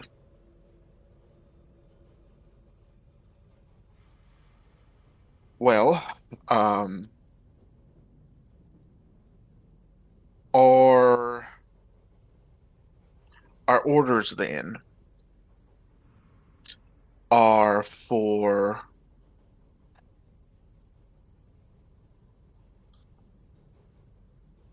the Young House and the Culver House to become uh our two targets of fortification. We will make sure that there are sturdier fences built. We will ensure that the women folk of the home are trained up in the rituals for protecting our homes from spiritual attack, and we will ensure that each home is um, well armed. Um, the most vulnerable among us, or the most targeted, in our case, certainly you and Ms. Marsha, will be that's where you will be housed. I also think it will be important to see if we can't convince other uh, congregants uh, with special sensitivities to join.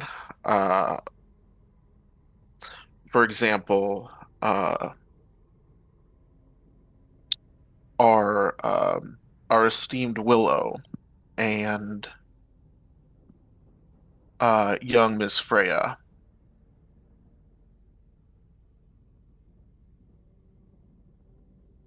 Uh, Perhaps if we can work out our differences, Isaiah kind of mutters.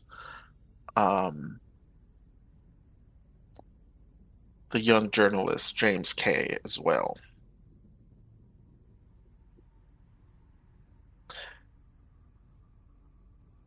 These our most sensitive congregants should be protected against the demonic threat, which seems to be upon us even now.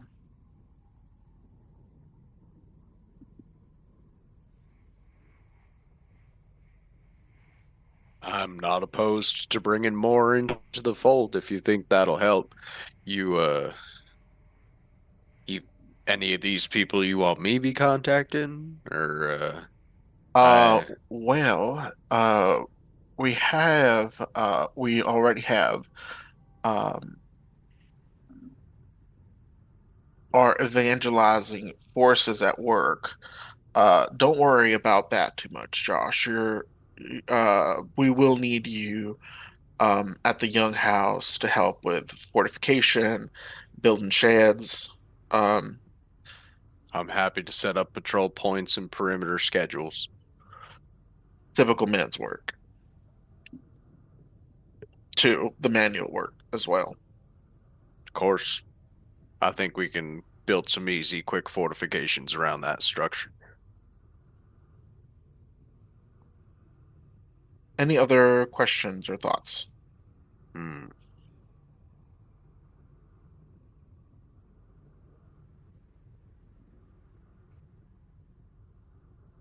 I don't think Josh would have any more thoughts, honestly. Okay, He's not a perfect. thinker. He acts. Yeah. Okay. We're gonna go set this thing up. If you're gonna go contact those people to come join us, then like I'm gonna go head back to the young house and start setting shit up. Unless we're gonna pray again. Like I'll pray again. Let's do it. Like I think that is a grand idea to pray once again. Let us join hands and bow our heads. There's an additional prayer. cool. Okay. And you head back to the young house. Meanwhile, in another part of the church, the women meet. Marcia, you are in a group with, of course, all of the council wives. Eugen Culver, the eldest, Mary Cook, Allison Bocanegra, Deja Jensen, and Nayeli Young, as well as Virginia Mueller and Cora Wynn.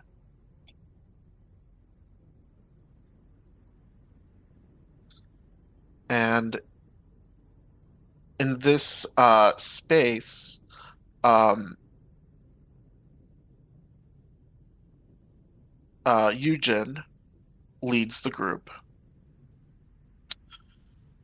She also goes through, like the typical, or rather atypical perspectives on faith that are a part of this community. And actually,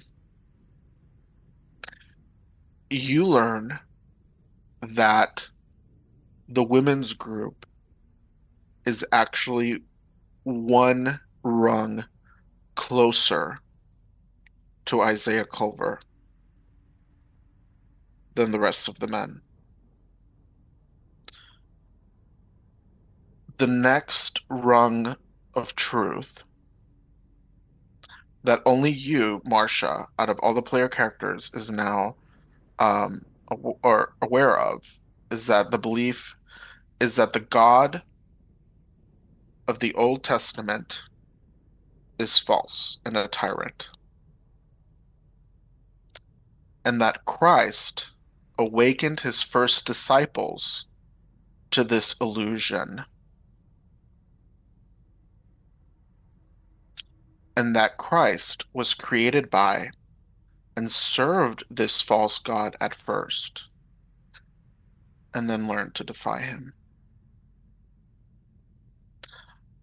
Marcia, you've been going to, a Baptist church, Southern Baptist church, your whole life.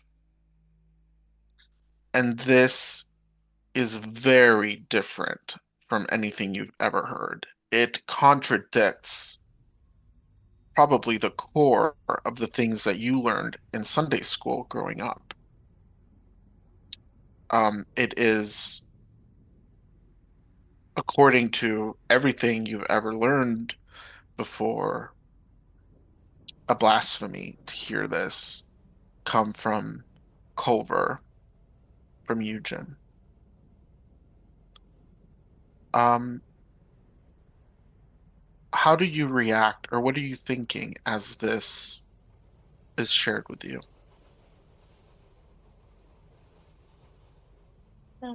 I think I'd be thinking like, where are they getting this information?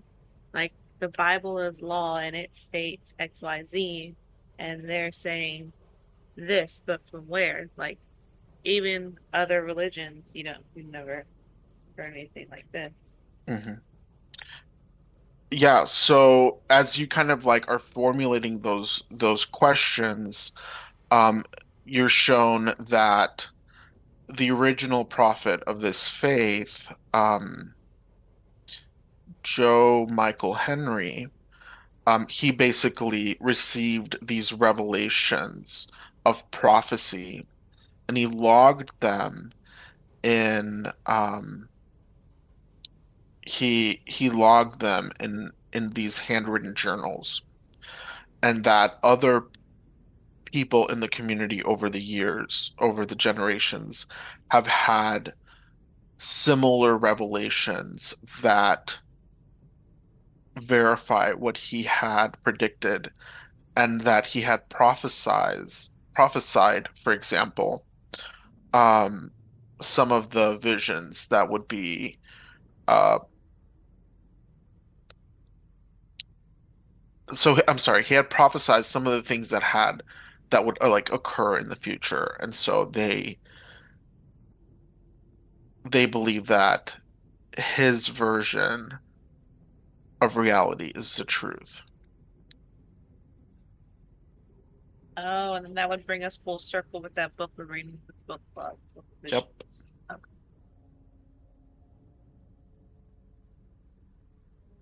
Well, then with that book from book club and what they're saying, she's like, "Oh, well, there is more evidence, so it might be somewhat believable." Yeah, it might be.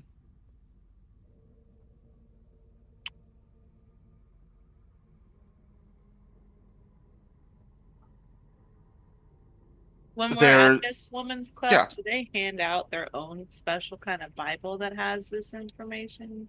yes, exactly. So there's kind of like you get your regular schmegular King James or whatever, and then there's sort of like an um a, a, a version of like the original prophet's book that you get, like the men got, but yours has additional annotations and verses from his journals. Do I get to keep this book? You get to keep this book. It is expected that you will keep this a secret, except from everyone in this room. And Isaiah, who knows all there is to know.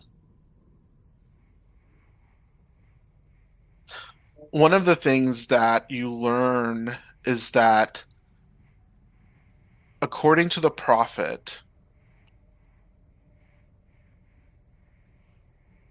Jesus instructed his first followers on how to do these rites and rituals to protect themselves from spiritual attack.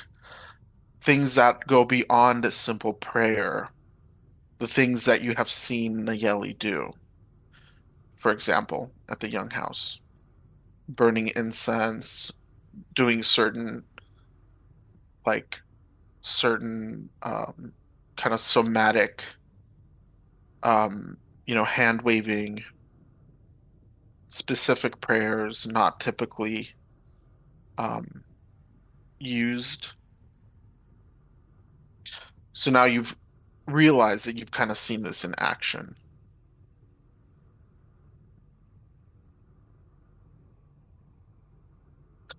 And if Josh's testimony is to be believed, it has worked in at least keeping his nightmares from, tearing him up. Mhm.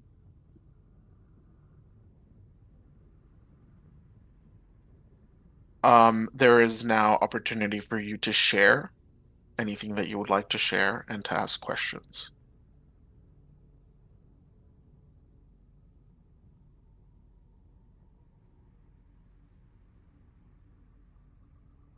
Ooh. Why or when is the whole congregation gonna know about this truth? Well, my dear, Isaiah will let us know when preparations um, are sufficient for us to share the truth with the whole congregation. Part of the wisdom of the first prophet is that he taught us to reveal in stages because sometimes the truth is too much for folks to bear.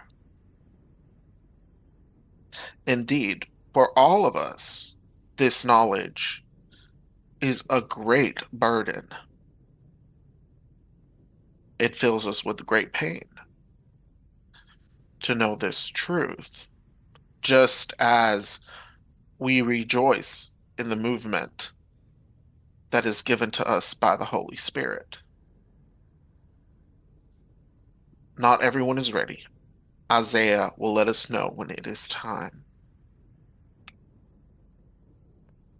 It may be within our lifetimes, like the way things are going. Might be sooner rather than later, but that is not known to us.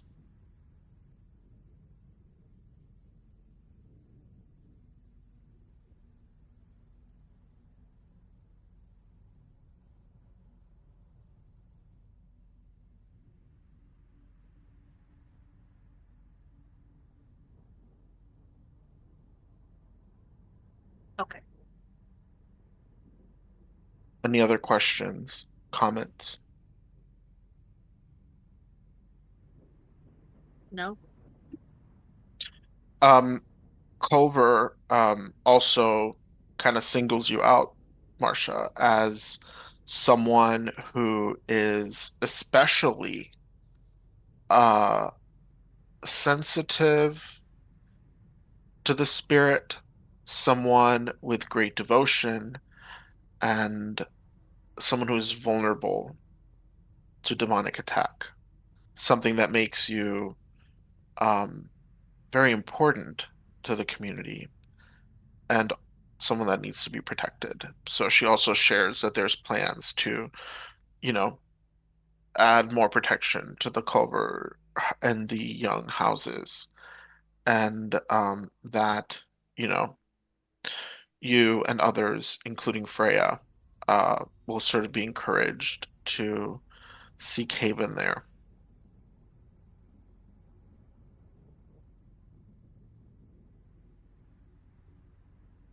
Okay. Um,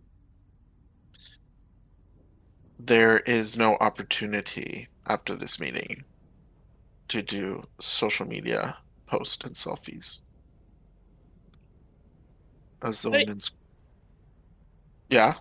no, what were you say as a women's group? What? I'm sorry. Oh, as the women's group is confidential. Oh, so they're not gonna allow me to take photos. Not even with like a selfie with Nayeli, just to say like women's group. They will allow you, yeah, Nayeli's okay to take a selfie with you, but not to mention women's group. Okay. She would take a selfie, and post like Happy Wednesday, praise him. I love that. Okay. Beautiful, beautiful.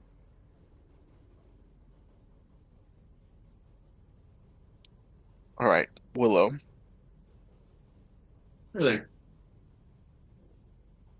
Um, it's late in the evening. Women's group and men's group are done. Um, and you get a text from Isaiah, you know, can you meet now? Absolutely. Drop everything and go wherever I'm supposed to go. You two can meet in his office at the church.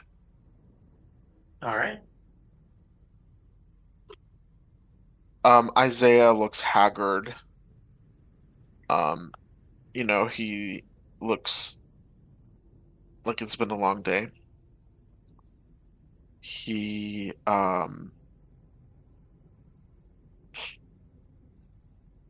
well, Willow, there's much that I must share with you tonight. Uh, for you to understand more deeply the nature of the world that we inhabit. He explains to you everything that was explained in women's group, All right. including That's yeah, go ahead. that's a lot. But if this is the truth, then so be it. Your faith sustains this congregation, Willow. Your adherence to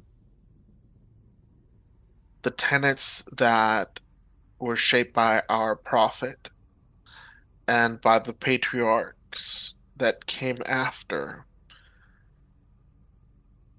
It's a pillar of what this spiritual family needs to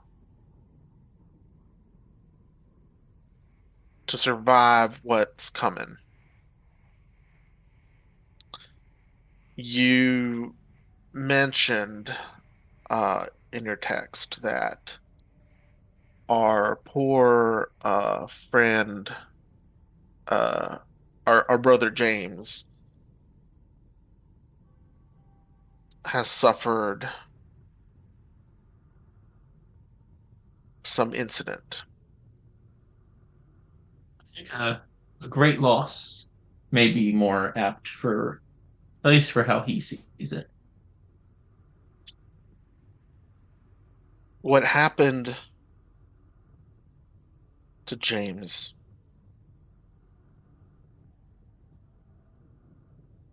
is a punishment.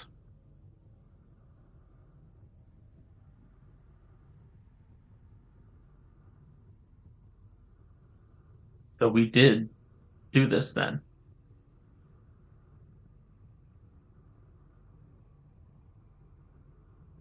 The prophet demands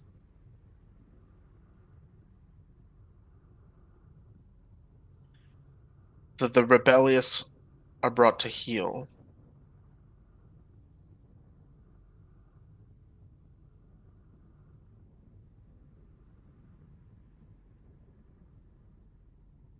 The I Cave think Willow's like family. Yeah, go ahead. I think Willow's like short circuiting at the moment. Okay. The Cave family is an old family uh in our community. It is understood that one of one of a prophet's siblings,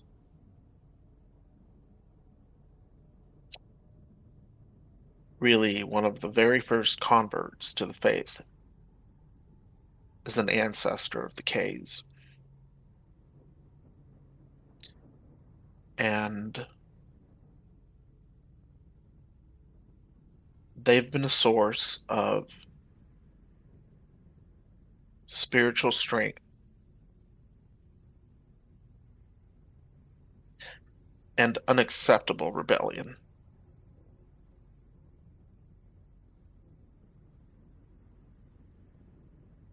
I see that tradition continues in James. Indeed. I do not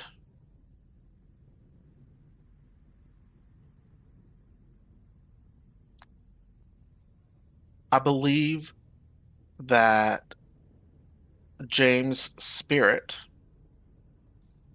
like the spirit of all men, can be redeemed,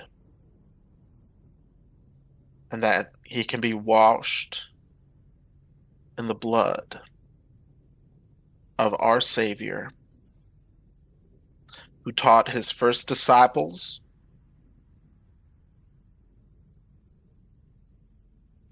to awaken to the illusion.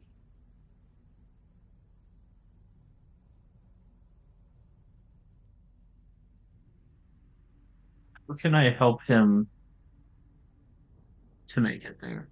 Because right now I think he's this close to leaving entirely. If James leaves, then he leaves.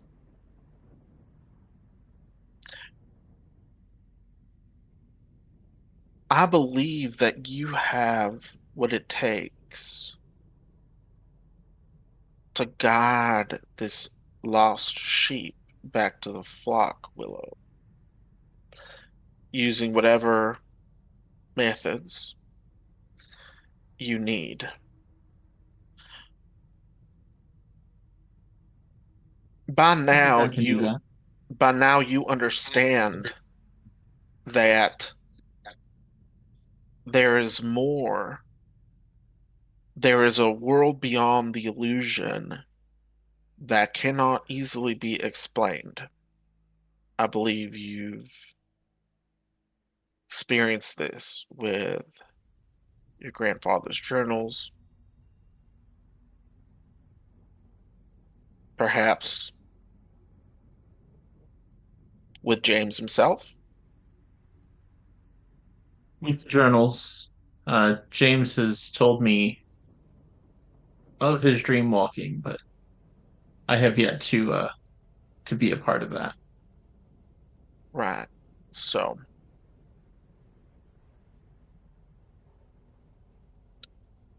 don't give up on him, but I hope he'll remember that being part of this community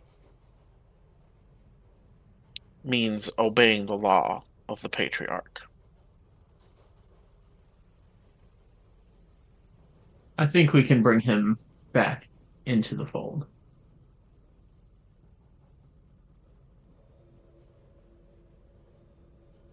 I'm glad you have that evangelist spirit in you, Willow, and that your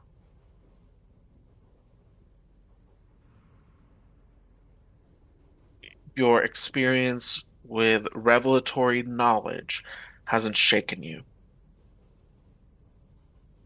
Now, it is late. Uh, I'll see you on Sunday. Of course, and I'll just bow myself out.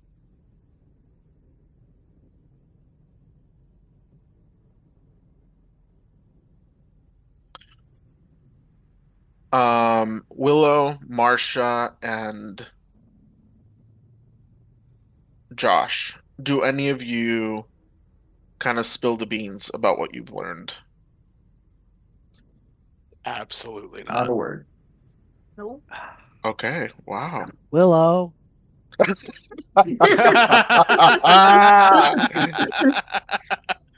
killing me nothing that over will here. further our goal right now, so I mean, you know that he's a murderer now, though.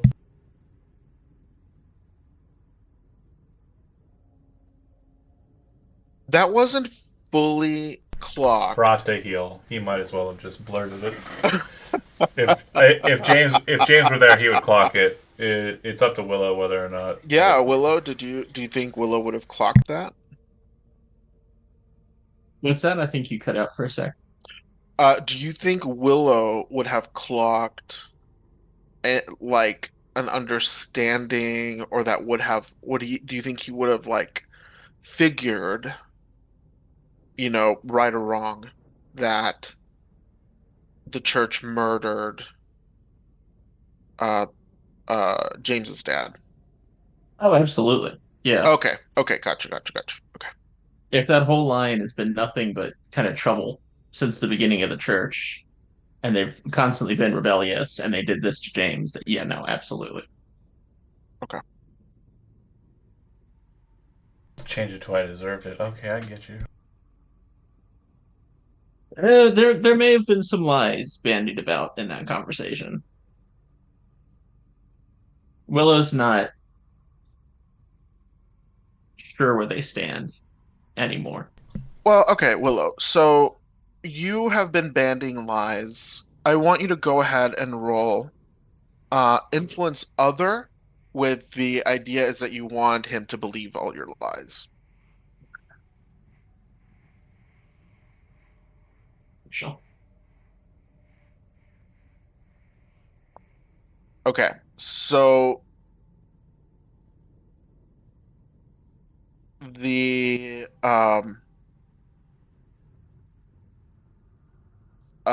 Isaiah seems to swallow your lies for now. That makes sense. I kind of short circuited. I probably wasn't on my best lying game in that conversation. Mhm.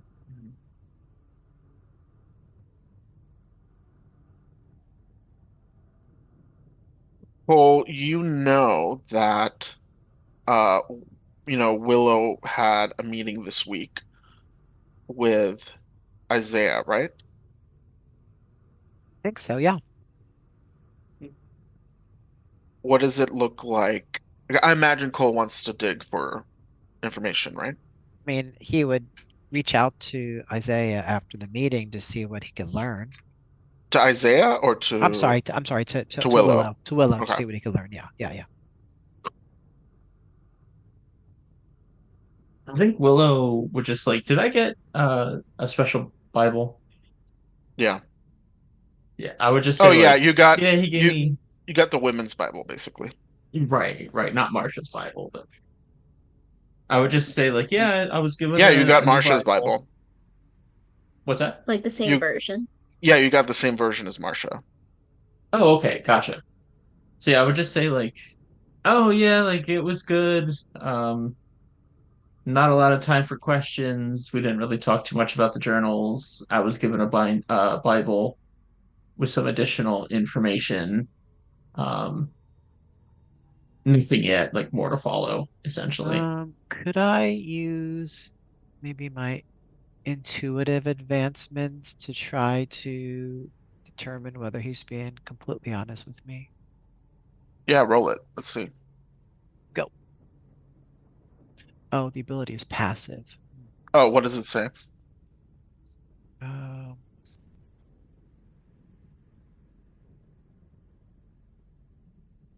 no, it's not about the illusion, I guess, right? Not really.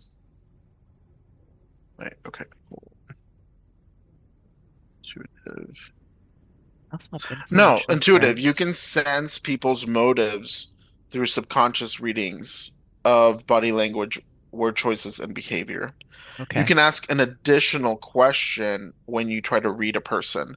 So go ahead and roll read a person and see how that work goes. All right. Success. Oh, what? Success. You may ask two questions. Yeah.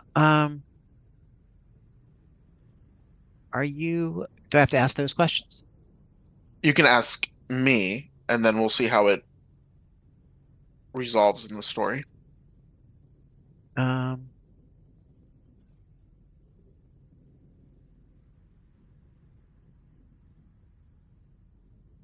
I guess I would want to know if Willow is withholding something.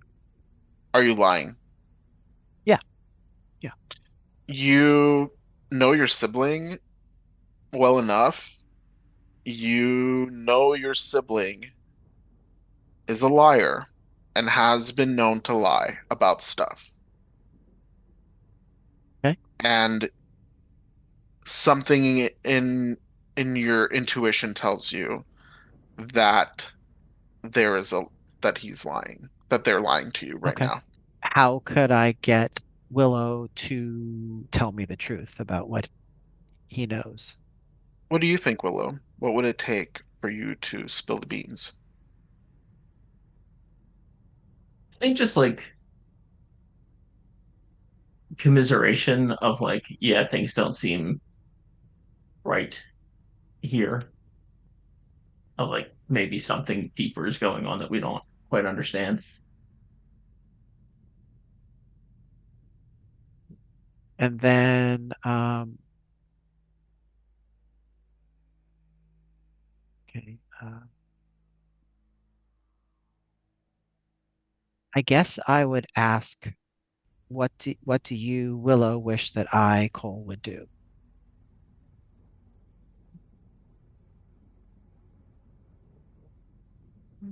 I don't know.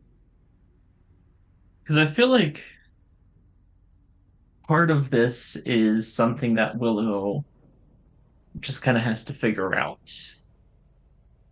And also Cole's been through it, so maybe we should just like have a talk.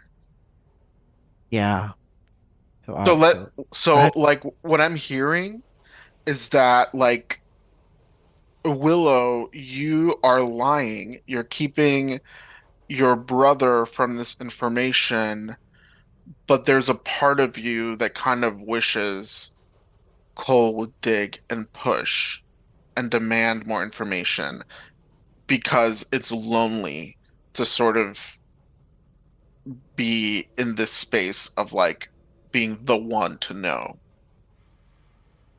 Right. It's like I don't want to mess with what little faith Cole has because I know his family life is rocky because of it.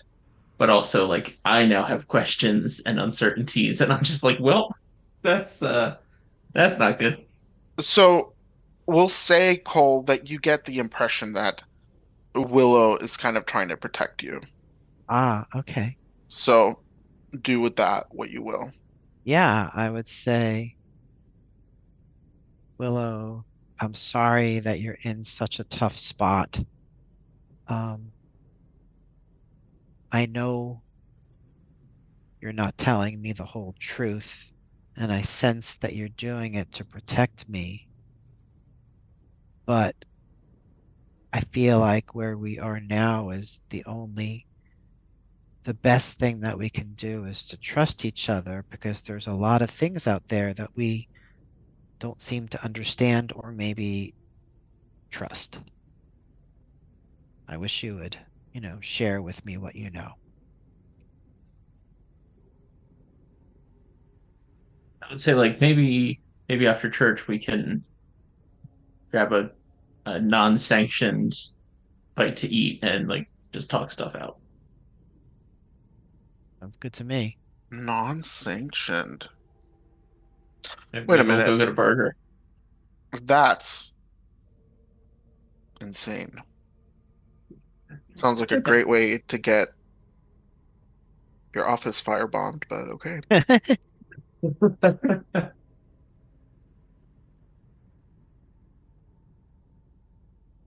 Um, Willow, you also promised.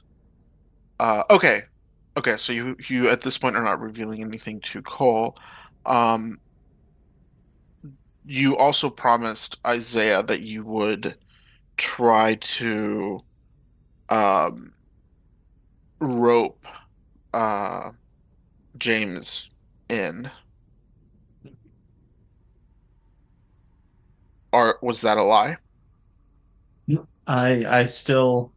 I think that's my best path to kind of secure my place here, even though I'm not 100% sure I want to be here anymore. So I'm gonna stick to that for now until something else happens or changes. Okay. Um, Can't wait for you to try. are you gonna try before before church? um, I said I wasn't going to go to church, so you kind of got it, right. don't you? Yeah. I guess I got to run over there. Actually, where are you? Because you're not in the Home. office, right? I'm at home. I'm at home. So just shoot you a text like, "Hey, we got to talk. Swung by the office. Didn't look like you were there. Let me know when and where." Send that out. I'm at home. I'm awake. Come on. I'll, and I just say whenever. I go to the home. Open the door. Definitely a reek of a guy who's been locked in the house by himself for a few days, drinking, eating microwavable food, and smoking cigarettes. Oh my god, all the sins. And also the food wasn't fish. So lots of unholiness going on in here. I gesture with the bottle I'm holding in my hand towards the couch as I leave the door open for you to enter. I mean, I feel like microwavable fish would just make it worse. Oh yeah, it So would. it's probably a good thing that it's not fish. Yeah, it's Salisbury steak, the best of microwavables. So I'll gingerly take a seat So and I point at him with the neck of the ball just as they're about to speak. Sorry, I pointed at them as they're just about to speak. And I say, "You're not Isaiah." no, I'm not Isaiah. Real strange. You said I should talk to Isaiah before I make a decision. And he sent you. He did. He did, yes. Great. That's real interesting, Willow. That's real wonderful. It is. Club. It's caused me to think about a few things. Oh, yeah? Like what? I think what you said last time we talked, that you're done fucking around. Yeah. I think I'm with you. I don't know how to put this. I'm just gonna say it. I think you already know. The church killed your father. You're not wrong. And yeah, pretty sure somewhere in that book of theirs it says thou shalt not do that, right? It does. It does. I was really hoping you were So I don't Isaiah. even know where I stand. There's another book that says it's okay sometimes. He Depends on which part of the book you read. well, no, I think Gina was referencing the cool book you just got. So you got another book. Yeah, the cool Yeah, book that says you yeah. can murder people who don't believe in the church. Right. It's totally okay Right. to kill the apostates. So he would say, it's kind of hard for me to bring myself to get all gung ho about what you're saying there, Willow. I get there might be a moral quandary with, learning that the church you've been living in is responsible for the death of a person you hardly know's family member. I'm really It does. good. It does mean something to me because there's more. Yeah, I'm gonna need more. Is what I was gonna say. So he sets the Yeah, bottle down. I'm not surprised. Lights Willow, roll your fanatic disadvantage. Okay.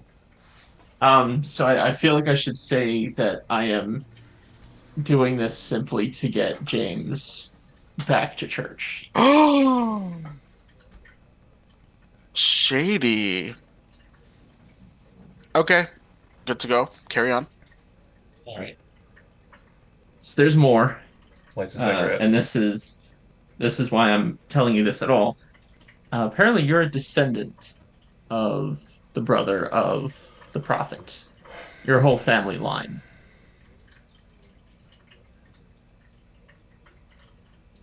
Okay. So I think Help things me. need to change in Help. the church. Help me out here. Just want to make sure I understand what you're saying to me. When you say things need to change, what are you talking about? Things. I think you were right.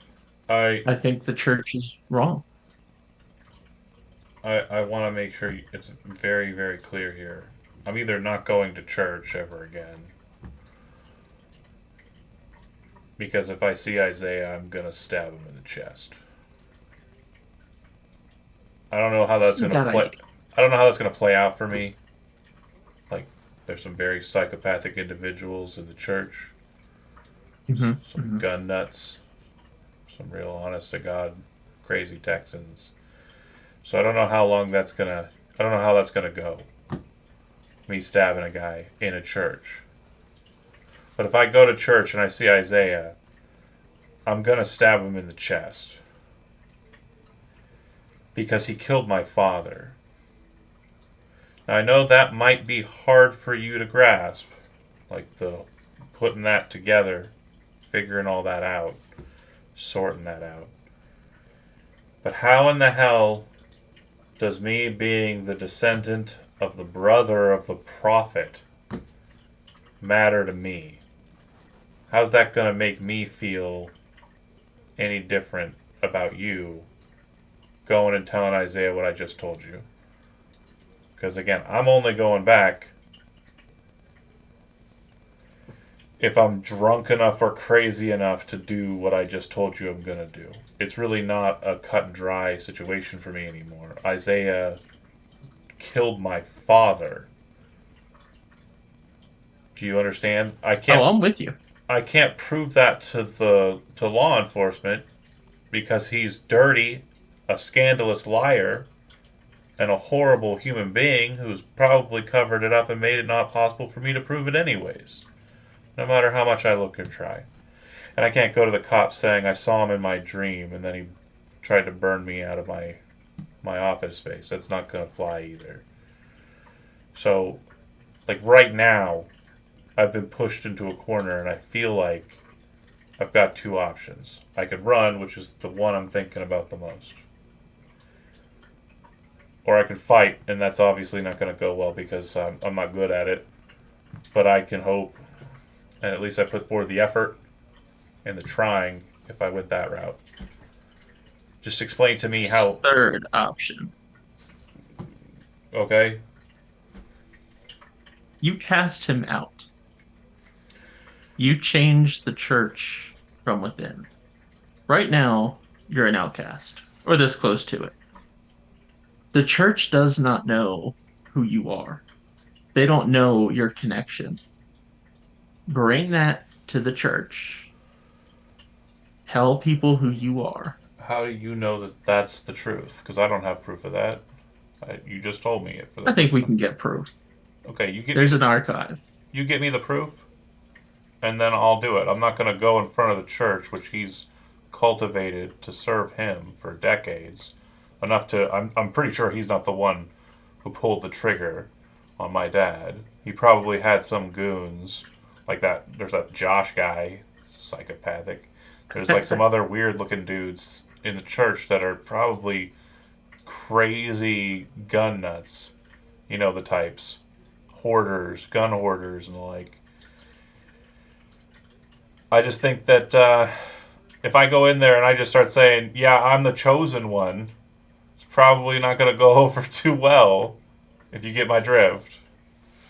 That's a good point. That's fair.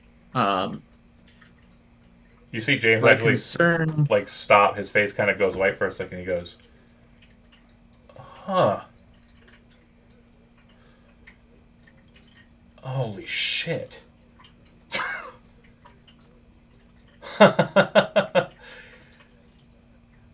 He can do what I can do.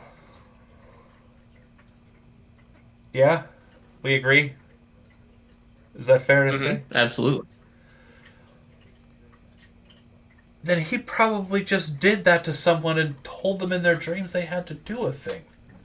They wouldn't know any better. They'd think it's the voice of God. It's very possible. I'm going to put that to the test. Let's hold on a second. No, you said I'm the chosen one. I can do this, right? He can do it. I can do it back at him. Who was that psychopath I just... Josh. I'm going to go to him in his dreams. Make him... Remember we said we weren't going to invade people's dreams again He kind of without their consent. He stops and like, yeah, I did say that. I'm in a mood. I can tell. He killed my father. Yeah, no, I'm with you. I'm with you. Here's my plan. You let me know what you think. All right, you should go ahead and give it to me, Willow. I will get you proof. Whatever I have to do. Okay. I will find your family line. I will trace your lineage. back to John Joseph II, whatever his name is, whoever your great great great great great uncle is, or father is. I will find that information. Mhm. In the meantime, go to church, pretend you can show up drunk if you want to, No, pretend that you were there. no, If I you can't. show up in a year and say, I'm the chosen one, everyone follow me, they will cast you out. They will not care. They know who you are. If they know that you're a part of the community and we come to them with proof, they will understand. Well, you're asking me to do a lot here. I know. A lot. And what you've given me so far for me to trust you is not a lot. You don't have any proof. It's your word so far as to say. As far as I know, this information was given to you by Isaiah or the church. So who knows if that's even honest? I need something else. I need you to give me something about you that I can trust. Something foundational. Something I can know about you. Because you've seen everything I have to offer you. Everything's on display.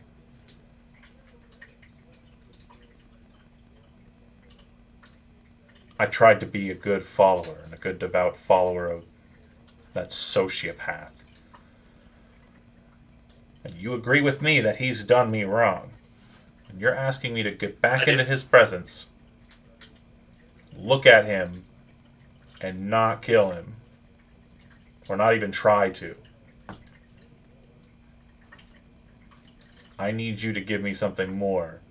Because I'm not going on what you've given me so far.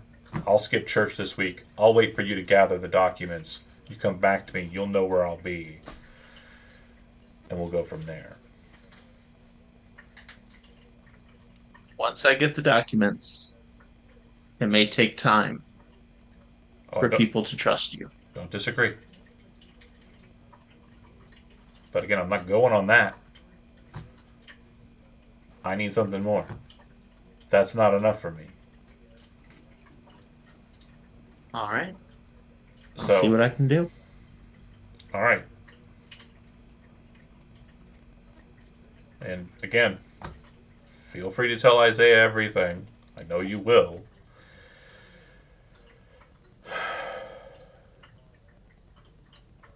Not only tell Isaiah what he needs to know, what's important. Great. And I just want you to know, and out of character, I'm going to ask Shijo if this is okay. The second he walked in, I would have started a recorder. I didn't want to say that I did because I think it would have changed the effects of the conversation. Can I have done that? Or if not, I can say that didn't happen. I would love that idea. I would Okay. like to leave it up to a roll. Okay. What's the So role? roll. Nice. So it's to act under pressure. Okay. Partial success. Can say that you're able to do it, but there may be parts of it later that become Muffled. garbled or corrupted. Yeah. Got it. So I raise up the recording device to him, or to them, and say, feel free to tell him everything. If it goes sideways, they'll know everything you just said. I wish you would have trusted me more, but you do what you have to do. Trust is earned. And you're in pretty deep with someone who killed my father. Just remember that. So I need more from you. This right now will suffice for what you've given me, but I'm still not going to church on Sunday. Give me something more before Sunday. We'll talk. All right. And just like storm out. Shut off the recorder. So spicy.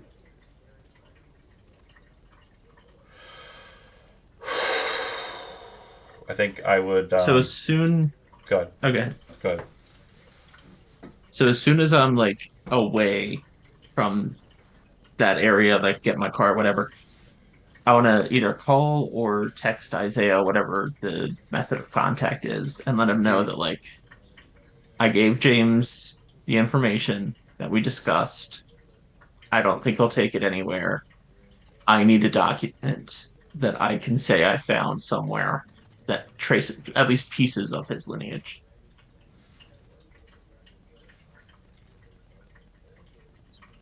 You get an address to your delivered to your phone. It is on the outskirts of the hamlet of Bee Caves, where most of y'all live.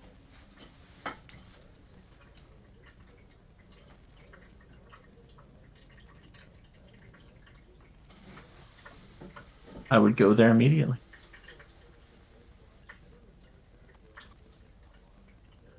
The door, instead of having like okay, you arrive in a neighborhood. Um, it is kind of like a regular schmegular suburban Texan neighborhood.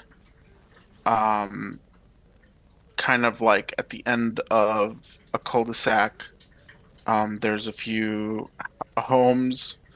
Um, the house that you pull up in front of uh is it looks extraordinarily neat and clean. Even more so than um than the others around, where you can see like, someone like there's like tire marks like in a driveway, or like, some bushes are like a little bit overgrown, but this one is like it's perfectly manicured, clean. It is one story, kind of bungalow style. There's no lights on.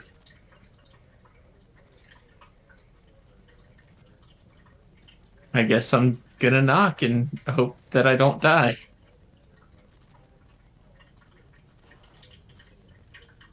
The porch light comes on, and the door creaks open, and on the other side you see a short brown woman with silver hair down to her shoulders, big thick glasses that make her eyes look, kind of giant and watery. And she looks up at you and she says, "Oh, you must be Willow."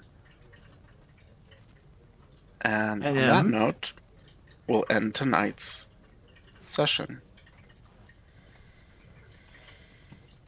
Good night, and thanks for watching those that did.